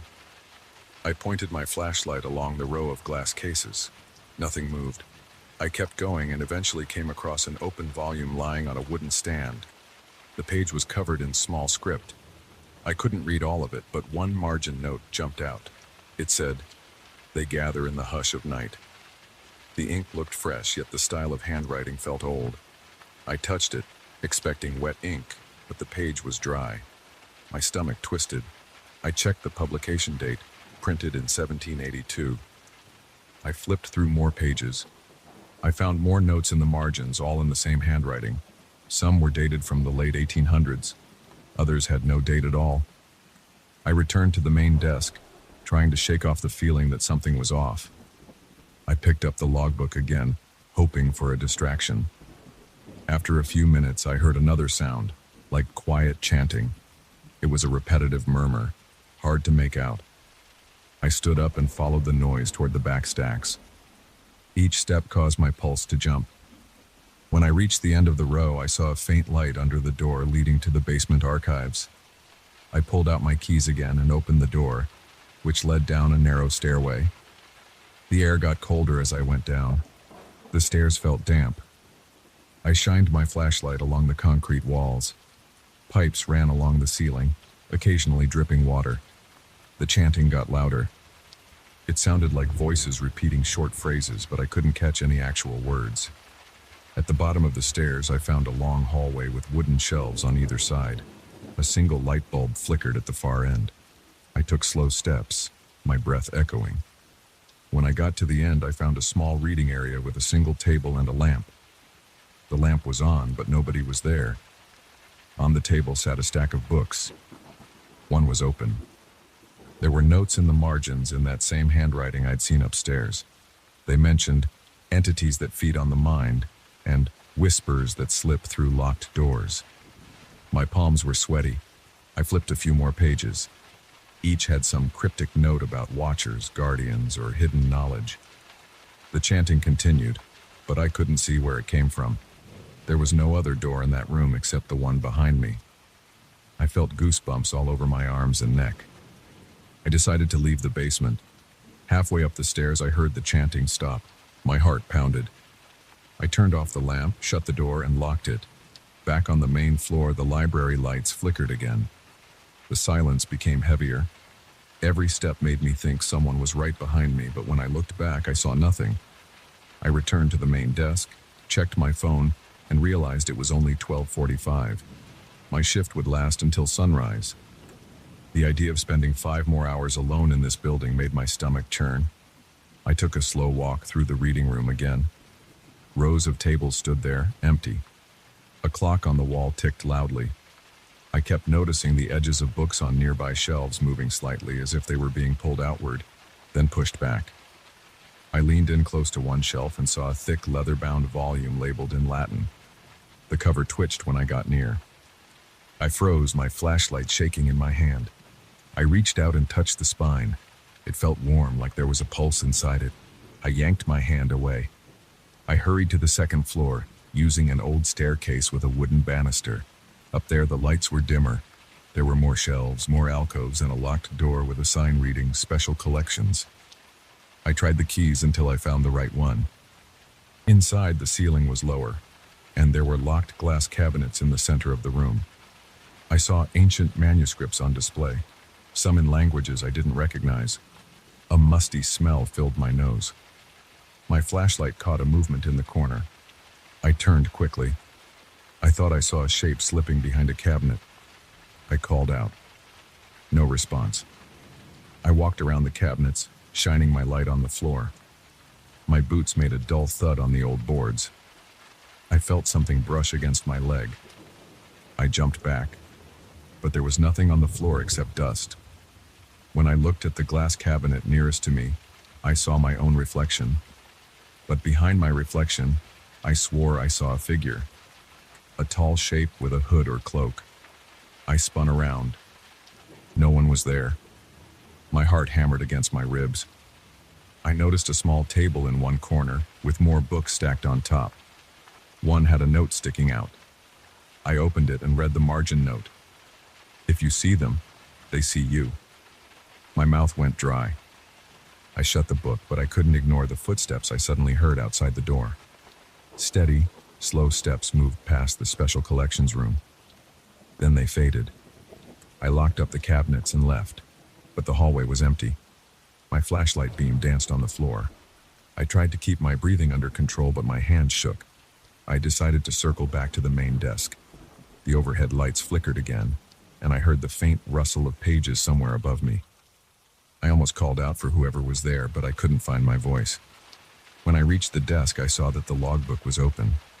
It was open to a page I didn't remember looking at before. There was a single line written across the middle of the page in the same old handwriting. "We're listening." I closed that book and stood there for a while, trying to calm my nerves. I told myself to stick to the normal routine, to do regular rounds, and to act like nothing was happening. I checked the front door. It was locked. The windows were locked too. There were no signs of forced entry. I looked outside but saw nothing except a dark, empty street. I flicked off the main lights and turned them on again, hoping to reset the flickering. It helped a little. Over the next hour, I kept moving, patrolling each aisle. I used my flashlight to check behind shelves. Sometimes I spotted faint shadows that shifted away when my light passed over them. Other times I heard that murmuring again, like a hushed conversation in a distant room. I never found anyone. My body felt tense, and I had a slight headache. I wondered if the library air was contaminated, or if I was imagining things. The notes I kept finding suggested something else was going on. They talked about entities that live in the thoughts of those who read too much. They feed on curiosity. They hide in the silence. Around 2:30 in the morning, I headed back down the basement stairs because I wanted to see if anything had changed. The hallway was quiet, but the table lamp was on again. I remembered turning it off. I moved closer and saw more margin notes in the book on the table. One said, "Your thoughts are enough." I felt a chill in my spine. The next page said, "You opened the door.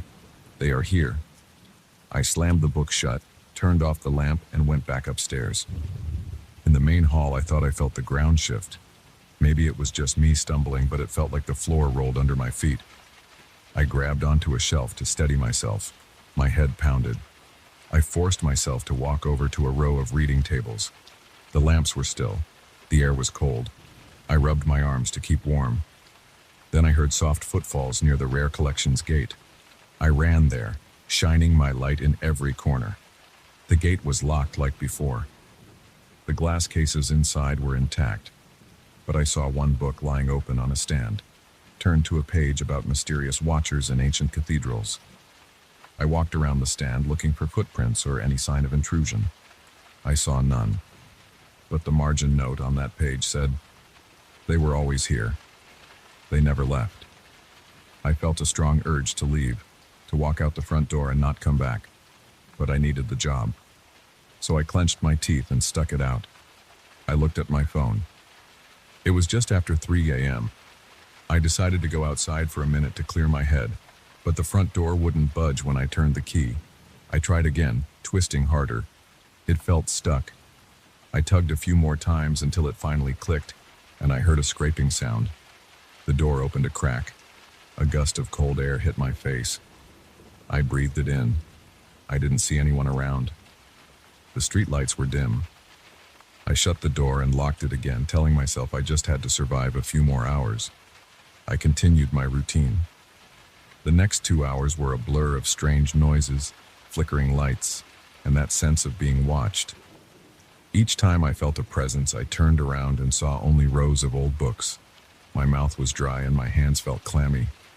I noticed the covers of certain books trembled when I passed by, as if they were breathing. My stomach tightened each time, and I tried not to look at them directly. By 5 a.m. I was worn out. My heart would race at every small sound.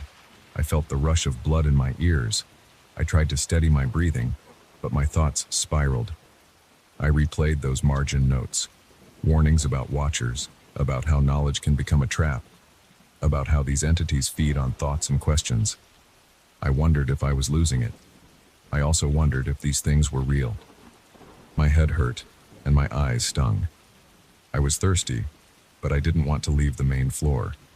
I didn't trust the basement or the second floor anymore. Around 5:30 a.m., faint light started coming in through the windows. The sky was still dark, but I saw a hint of gray. I found a chair near the front desk and sat down, pressing my back against the wood. I kept my flashlight pointed at the main aisle. My legs were stiff, and my neck felt sore. I counted the minutes until sunrise. Now and then I heard that faint chanting again, coming from somewhere deep in the stacks, but I refused to go look. At 6 a.m., I heard the back door open. The archivist stepped in, carrying his briefcase. He looked at me, then glanced around. He asked if everything went smoothly. I didn't know what to say. I told him there were some odd noises, but nothing major. He just nodded. He didn't smile. He didn't comment on the flickering lights or the stuffy air. He didn't seem surprised by anything I said. I handed him the keys, walked out into the pale morning light, and felt the chill of dawn on my skin. The job wasn't what I expected. Something in that library felt alive. I don't know if it was just me or if it was real, but I know I felt watched. I found notes in books that dated back centuries. They had the same handwriting, the same warnings. And the entire time I was there, I heard pages turning, voices muttering, and felt the books tremble when I got too close. I don't know if I'll ever go back, but I can't shake the feeling that I brought something with me, something that lingered in my thoughts as I left that building. Maybe it just wanted me to tell this story, or maybe it wanted something else. I still haven't decided if I'll show up for my next shift. I haven't slept since I got home. Every time I close my eyes, I see shadows moving between shelves. I hear that low chant echoing in my head, and I remember those notes. They said these entities feed on thoughts. They said that reading about them, seeing them, gives them a way in. I don't want that knowledge anymore, but it's already there, and I'm not sure if anything will make it go away. All I can do is wait and see if tonight will be the same, or worse.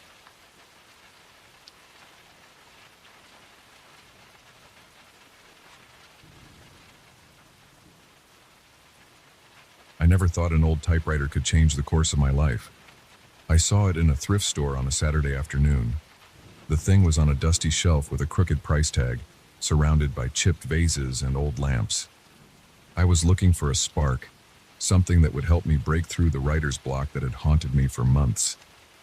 The store smelled like damp cardboard. A small fan rattled on the counter. I stared at that machine for a while. Its keys looked worn, but I liked the shape of its metal frame. I paid for it on impulse. I lugged it home without thinking about whether it worked. Back in my apartment, I placed it on my kitchen table. I remember the weight of it. My arms were tense from carrying it up 3 flights of stairs. I ran a finger across the keys and noticed old flecks of rust. The roller moved with a slight squeak when I turned the knob. I liked that squeak. It felt solid, like it had a history. I made some coffee, pulled out a stack of blank pages, and set them next to the machine. I had no idea what I would type, but I felt an urge to press those keys. That first day, I only typed a few words. The keys felt stiff, and I had to strike them hard. The letter E stuck a bit, so I tried to loosen it by pressing it over and over. I typed random letters to get a feel for everything. Eventually, I managed to produce 2 short sentences. They were ordinary lines about a guy walking in a dark street. I heard a metallic click when I finished. It was louder than I expected, and it sent a small jolt through my chest. It reminded me of a door slamming in an empty house, but more distant, like it came from inside the machine. I left the pages on the table and went to watch TV. That was my routine whenever I wrote anything. I liked to step away from it, then return after a while to see if it made sense. I sat on my couch and flipped through the channels. My phone buzzed with a message from an old friend, but I ignored it. I couldn't stop thinking about that loud click. It didn't sound normal. I got up and returned to the kitchen. The typewriter was there, silent. The page in the roller had my half-written line about a man in a dark street. Everything seemed ordinary. I decided I was just tired. The next morning, I woke up with an odd feeling. My neck hurt, my shoulders felt stiff, and I had a hint of a headache. I wanted to write again, but I also felt uneasy about the typewriter. I ate a quick breakfast and sat down at the kitchen table. I placed my hands on the keys. My heart rate went up, but I tried not to think about that. I typed one line. It said something about a strange figure lurking behind a fence. Then I typed another line, describing a shape with glowing eyes. My palms started to sweat. I didn't know where those words came from. It didn't feel like I was writing, it felt like my hands were moving on their own. After I finished a paragraph, that strange metallic sound echoed. It was sharp and had a slight echo like a scream at the bottom of a well. My chest tightened, and I had to take a deep breath. I looked at what I had typed. It was a short passage about a figure hiding in an alley, waiting for someone, whispering strange words. I blinked at the page because I had no memory of coming up with that description. I only remembered pressing the keys. I pulled the page out of the machine. I read it out loud. My voice sounded shaky. The text mentioned a flicker of movement near a broken streetlight. It talked about the scent of old leather and a shuffling sound on the pavement. The descriptions were vivid, but I didn't recall imagining them. My pulse pounded in my neck. I decided to leave the apartment and walk around the block to clear my head. Outside, the sky was gray. The air felt damp, and my jacket stuck to my arms. I walked past a few stores and headed down a quiet side street. A flickering streetlight caught my attention. I paused and realized it was broken on one side like the glass had cracked. A dull hum came from the old bulb. I remembered the line in my text about a broken streetlight. That coincidence made my stomach turn. I walked faster, trying to convince myself it was just random. I got back to my apartment with a slight chill. The typewriter was still on the table. I felt a mix of fear and curiosity. I sat down, took a fresh sheet of paper, and fed it into the roller. I wanted to test something. I typed a single line. A loud scrape on the window in the middle of the night. Right after I finished that line, the metallic sound burst from the typewriter. My whole body tensed. I shut my eyes for a second and breathed slowly. I pulled the page out, folded it, and stuck it in a drawer. I told myself I wouldn't look at it again. I wanted to see if that scrape would happen tonight or if I was just going crazy. The rest of the day passed in a blur. I avoided the kitchen. I didn't want to be near that machine. I ate a plain sandwich for dinner, drank 2 cups of coffee, and watched TV in the dark. My mind wandered. I imagined what might happen if that line came true. I couldn't relax. I eventually went to bed and tried to sleep. I tossed and turned for hours, staring at the ceiling. My eyes felt itchy, and my throat was dry. Around 2 a.m., I heard a faint scraping noise at my bedroom window. My heart hammered. I froze. The sound came again, a slow, dragging scratch across the glass. My arms broke out in goosebumps. I slid out of bed and tiptoed over to the window. I pulled back the curtain and saw a branch swaying in the wind. It was hitting my window at a weird angle. I exhaled hard and let out a short, shaky laugh. Then I remembered the words I typed. My chest tightened again. The next morning, I walked into the kitchen with a sense of dread. I stared at the typewriter. I told myself I should get rid of it, but my curiosity was stronger than my fear.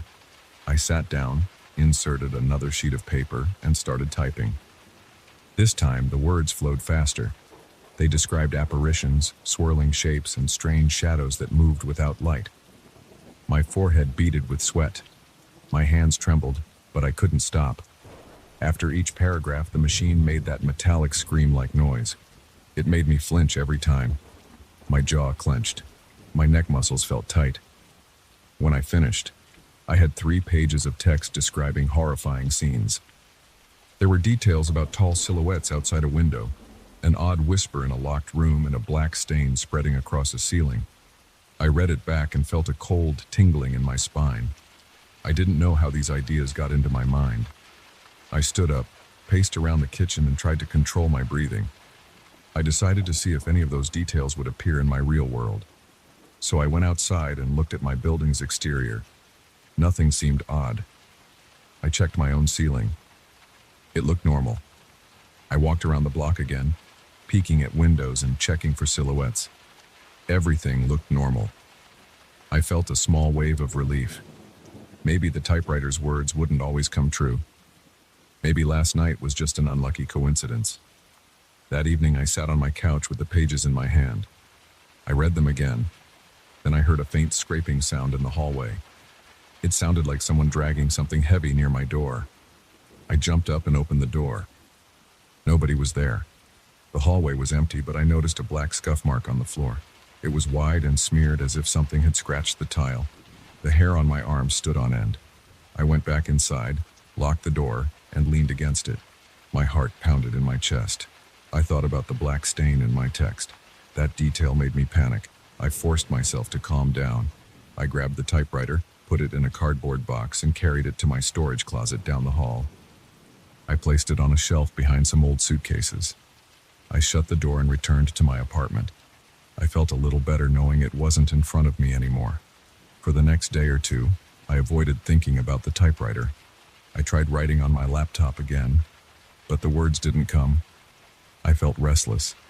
My shoulders ached. My back felt tight. My mind kept drifting back to the typewriter. On the third day, I woke up from a strange dream about missing pages and half-typed sentences. My forehead was damp with sweat. I decided to face the machine again. I went to the storage closet with my flashlight. The closet smelled like mothballs. My heartbeat sped up. I opened the door. The typewriter sat there with a thin layer of dust. I grabbed it and carried it back to my apartment. My arm shook a little. I set it down on my kitchen table. I placed a new sheet of paper in the roller. My hands tingled with nervous energy. I started typing without planning any sentences. The words poured out about twisted creatures in corners and wet footprints in empty hallways. When I finished the first page, the typewriter released that clanging noise. It made me jump. I kept typing for another page. The story turned into something about a locked drawer with a hidden item. My breathing was shallow. I couldn't stop. By the time I finished, my fingers were stiff. I had typed 4 full pages. They detailed scenes of figures pressing their faces against windows, pressing their hands against locked doors, and tracing symbols on walls. I pulled out the pages and read them. Each paragraph felt like a warning, as if these things could appear in my own life at any moment. My stomach cramped. I looked around my apartment, half expecting to see a silhouette. My living room was quiet. The only sounds I heard were the hum of the fridge and the ticking of a small clock on the wall. That night I couldn't sleep. Around midnight I heard something tapping near my bathroom window. I got up, flicked on the light, and walked in. The tile felt cold under my feet. The window was closed, but I saw a few drops of water trailing down the glass. Something outside had brushed against the window. I peeked through the blinds. The alley behind my building was empty. My pulse was racing. I turned off the bathroom light and went back to bed, but I didn't sleep well.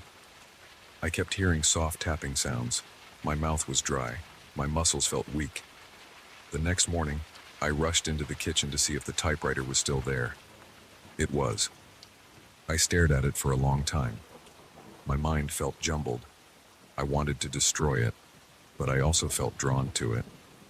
I couldn't stop thinking about how these typed details seemed to bleed into my reality. Maybe if I controlled what I wrote, I could steer the outcome. I loaded another page and started typing a scene where nothing happened. I wrote about a quiet morning with a gentle breeze and a peaceful atmosphere.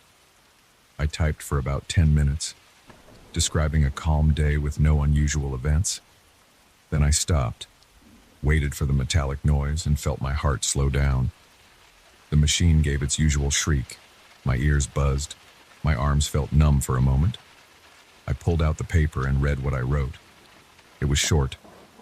I spent the rest of the day waiting to see if that calm morning would become real, but I was already living in that morning. Nothing alarming happened for the rest of the day. I felt a bit hopeful, like maybe I had canceled out the creepy details with a normal scene. That evening, though, I heard a strange thump in my closet. I walked over and opened the door. My jackets were still. My shoes were in place. But one of the suitcases had shifted. It looked like it had been pulled forward a few inches. I examined it, but nothing stood out. I put it back, closed the door, and tried to keep my cool. Over the next few days, small things continued to happen. I found damp footprints in my hallway after a heavy rain, even though I had wiped my shoes. I heard soft whispers near my air vents when the heater turned on. I caught a glimpse of a figure in the corner of my eye when I passed a mirror, but when I turned to look, there was nothing there. Each time my heart would pound, and I'd feel a flush of heat in my face. I realized the typewriter wasn't just describing random horrors, it was shaping my environment. Or maybe it was revealing things that were already there. I tried to stop using it, but each night I dreamed about it. My dreams were full of frantic typing sounds and that metallic scream. My fingers itched to type again. Finally, I decided to confront it. I put in one last sheet of paper and started typing what I wanted my life to look like. I wrote about feeling safe and having peace in my apartment. I typed about normal days without mysterious shadows. I typed about clarity and quiet. My heart pounded so hard I could feel the pulse in my temples. When I finished, the machine's metallic noise rang out again. It felt louder than before, like a jolt of electricity. My ears buzzed. I waited, staring at the blank walls of my kitchen, hoping I had ended it. For the rest of the night, I didn't hear any odd sounds. I slept without interruption. But when I woke up, there was a single line typed on a sheet in the roller. I didn't remember putting any paper in there. The line said, "It isn't over." My body tensed. The air felt heavy. I stepped back. My hands shook as I pulled the paper out. I stared at those words. My stomach dropped. I felt a cold sweat on my forehead. I realized I might never be free of this thing. I opened my closet, grabbed an empty duffel bag, and stuffed the typewriter inside. I zipped it shut. Then I carried it downstairs and loaded it into my car. My plan was to drive somewhere far and get rid of it. I didn't care if I had to bury it in a junkyard. I just wanted it gone. I turned the key in my ignition, started driving, and forced myself not to look at the bag on the passenger seat. My hands were shaking and I kept swallowing hard to calm my nerves. As I drove out of my neighborhood, I noticed the streetlights flickering. I spotted a figure standing on a corner under one of those lights. I slowed down, but then the light steadied, and the figure vanished. My chest felt tight. I hit the gas and sped up. I wanted to distance myself from everything I had typed. I wanted to believe that once the machine was gone, my life would return to normal. I don't know if it will, but I still remember the tension in my body and the look of that single typed line. I can't pretend it never happened. I can't ignore the sounds I've heard or the shapes I've seen. Maybe throwing it away won't fix anything. Maybe I'll always feel those eyes on me in a dark hallway, or hear those metallic shrieks when I'm alone at night. But I can't keep living with the machine in my home. I have to try. That's why I'm driving now, heading to an old landfill beyond the city limits. I don't know if this will work, but it's the only plan I have. My palms are sweating on the steering wheel, and my stomach is in knots. I just need to keep driving. I'm not looking back, I'm not slowing down, I'm not letting that machine pull me under again. I want my life back. I'm going to drop this thing and never see it again. But a small part of me can still hear the clicking of the keys. And a small part of me is afraid that wherever I leave it, it might find a way back.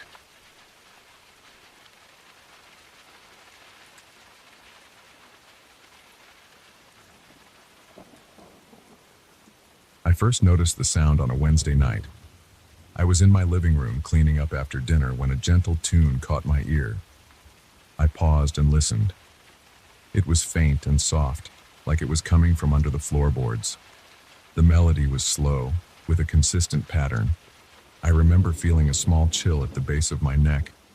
I thought maybe I left a radio on somewhere, but my entire house was silent. The only sound was that steady, eerie music under my feet. I crouched down and placed my ear against the floor. The tune got clearer. It sounded like instruments playing in unison. I heard strings and a deep percussion that pulsed in steady beats. There was no reason for that sound to come from under a living room floor. I felt my heart thump faster. I stayed like that for maybe a few minutes, just listening, trying to place the source. Eventually, I got up and walked around the room. tapping my foot on different sections. The sound was strongest near the center of the room. I decided to ignore it that night. I convinced myself it was some issue with the pipes or maybe an electrical hum. I tried turning the lights on and off. I tested the TV. I checked my phone. Nothing made the sound go away. It kept playing, a persistent, steady rhythm like a slow march. When I went to bed, I could still hear it if I focused, but it was so quiet that I managed to fall asleep anyway. The next day, the sound was gone in the morning. I figured it was just some weird fluke. I went about my routine. Work was normal, and I forgot about it until I came home that evening. When I walked into the living room, I heard the same melody under the floor. It had the same slow rhythm, but now it felt clearer than before, as if it was beckoning me to come closer. I felt uneasy. My breathing got a bit shallow. My palms felt damp. I didn't understand where it was coming from. My house is old, built in the 1950s, but I had never experienced anything like that before. I grabbed a flashlight from my kitchen drawer. I moved the coffee table aside. I set the flashlight on the floor and got down on my hands and knees. I pressed my ear to the boards again. This time, the music sounded almost like it was right beneath me, separated by just a thin layer of wood. I knocked on the floor with my knuckles. I expected a dull thud, but I got a hollow echo. I wondered if there was a small crawl space or something underneath that I never knew about. I decided to look at the blueprint of the house, which I had in a file cabinet. I spread it out on the dining table. The plans showed a basement, a living room, a kitchen, and 2 bedrooms. There was no mention of an extra space under the living room. I double-checked the scale. Everything seemed normal. I couldn't find any hidden rooms on the blueprint. But that hollow echo under the floor told me otherwise. When I returned to the living room, the music had changed tempo. It was still slow, but the percussion had become more pronounced.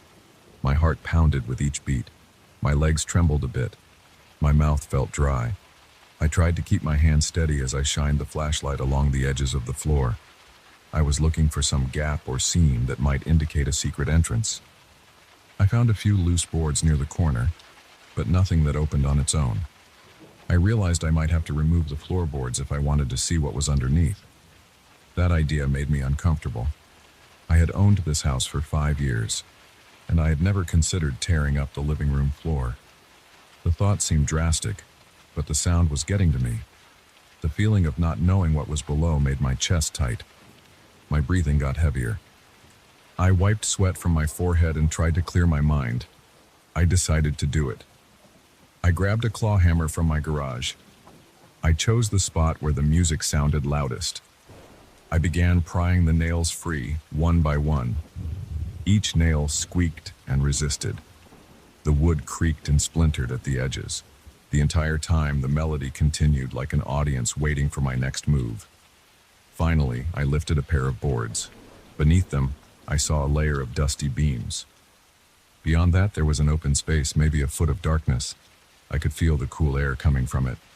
The music intensified. It made my skin prickle. I brought the flashlight over and angled it downward. Between the beams, I could see something painted on the walls of a cramped chamber. The light was weak, but I could make out odd shapes in red and black. The lines looked jagged and disorganized. I had to pull more boards to get a better view. My heart pounded so hard I could feel it in my ears. I tore up enough boards to create a small opening. Then I pointed the flashlight through the gap. There was a hidden room under my living room. It didn't appear on the plans. The ceiling was only about 4 feet high. The walls were covered with bizarre symbols. The paint looked old, cracked, and flaking. The symbols overlapped in some places. They looked random, but something about them made me feel uneasy. My pulse raced. The hair on my arm stood up. My forehead burned with sweat. The air smelled stale, like a basement that hadn't been opened in decades. I saw a small ladder attached to one wall. It looked handmade. The wood was uneven and darkened by time. I shined the flashlight around until I found a spot to climb down. The music was louder than ever. It pounded through my head in a steady, low tempo. My breathing got faster. My hands shook a little as I grabbed the edges of the opening and lowered myself in. Inside that space, I could barely stand on my knees. The floor was dirt, packed solid. The walls were close, almost claustrophobic. My flashlight flickered. The music echoed around me. I couldn't tell where it was coming from. It seemed to vibrate in my chest. My pulse matched the percussion. My stomach felt tight. My mouth tasted bitter. I shuffled forward, shining the light along the walls. There were symbols everywhere. Circles, triangles, lines that twisted in strange patterns. They reminded me of old runes I had seen in pictures, but I didn't recognize any specific meaning. They were painted in red, black, and a kind of chalky white. Some had dripped or smeared. Others looked carefully drawn. The music rose and fell in a steady pattern. My ears felt pressurized, like I was underwater. I noticed small metal holders attached to the walls. They looked like candle holders, but there were no candles. Yet I saw small flickers of light like flames dancing in midair. I couldn't pinpoint the source. They moved in sync with the music, pulsing brighter when the percussion hit. My breath was ragged. My heart hammered in my chest. I couldn't figure out how there could be light without fire. My pulse raced with a sense of confusion. I reached out to see if I could feel any heat, but the air was cool. The walls felt rough and cold under my fingertips. The floor was damp. My knees got dirty from the soil. The smell was musty, like a cellar. But there was another odor I couldn't identify. Something sharp that made me want to gag. The symbols seemed to close in on me. My flashlight beam felt weaker. The music kept droning, never stopping, always pulsing in that slow, deep rhythm. I saw movement out of the corner of my eye. It was just a flicker of that strange light, but it made me jerk my head around. I lost my balance and almost hit my elbow on the wall. I steadied myself with one hand in the dirt. My breathing was rapid. My throat felt tight. I had the strong urge to climb out right then, but some part of me wanted to see more. Something in me had to figure out what was making those sounds. I moved a few feet farther. My knees ached on the hard ground. The tune grew in intensity like it was building toward a climax. The percussion felt like a heartbeat. My own chest matched it. I pressed the flashlight against the far wall, and I saw a small alcove or indentation. It was about 2 feet deep. Symbols lined the inside. The floor of that alcove had a shiny object on it. I leaned closer. It looked like a thin disc of metal, maybe brass or copper. I tried to pick it up, but it was stuck. It made a scraping noise when I tugged on it. That noise rattled me. My heart fluttered in my chest. I let it go, deciding not to force it loose. The music was so loud then that I couldn't think straight. My hands shook. My forehead was soaked with sweat. My arms felt weak, like after too much exertion. The flickering lights were stronger, moving in synchronized patterns along the walls. There was no warmth from them, just an unsettling glow. I heard my own pulse in my ears. I wanted to leave, but my legs felt stiff and unresponsive. I forced myself to move. I turned around, grabbed the small ladder, and climbed back up. My arms trembled with each rung. I dragged myself out of that hidden chamber and collapsed onto the living room floor. My chest heaved. My face was hot. I just lay there for a few seconds, listening to the heavy pounding of the music below. It didn't fade. It kept going, as if it were in my head now. My house felt different. The air felt heavy. My skin tingled. I stood up on shaky legs. My clothes were dirty. My knees were scratched from the floorboards and the dirt below. I was covered in a thin layer of dust. The living room lights seemed harsh. My eyes struggled to adjust. That melody continued to seep through the opening I had created. I realized I felt drawn to it. Some urge pulled me back. I fought it. I paced around the room, trying to steady my breathing. I swallowed several times, trying to get rid of the dryness in my mouth. Eventually, I went to the kitchen for a glass of water. My hands trembled so much I spilled some on the counter. I wiped it up, feeling restless. The music never stopped. Every minute or so, I glanced toward the living room. My heart kept racing. I wasn't sure what to do. I didn't want to go back down there. But the thought of leaving that hole open all night felt worse. I needed to cover it, at least temporarily. I grabbed some plywood and set it over the opening. I placed some heavy boxes on top to hold it in place. The music was still audible, but it was muffled. I spent that night on my couch with the TV on, hoping the noise would distract me. The hidden melody pulsed underneath everything I watched. It followed me every time I got up. The sound was relentless. When I finally fell asleep, I had no idea how late it was. I woke up feeling like I hadn't slept at all. The music was still there, droning. I had chills. My muscles felt tense, as if I had never truly relaxed. The next evening, I couldn't resist. I lifted the plywood and peered down into that space again. The music rushed up at me like a gust of cold air. My breathing turned ragged. My arms felt weak. I didn't want to go down, but I also felt a strange compulsion. I just stared into the darkness for a while. The flickering lights danced against the walls below. The air smelled stale and thick. I thought I sensed movement, but I couldn't be sure. I climbed down again, more cautiously this time. My flashlight flickered.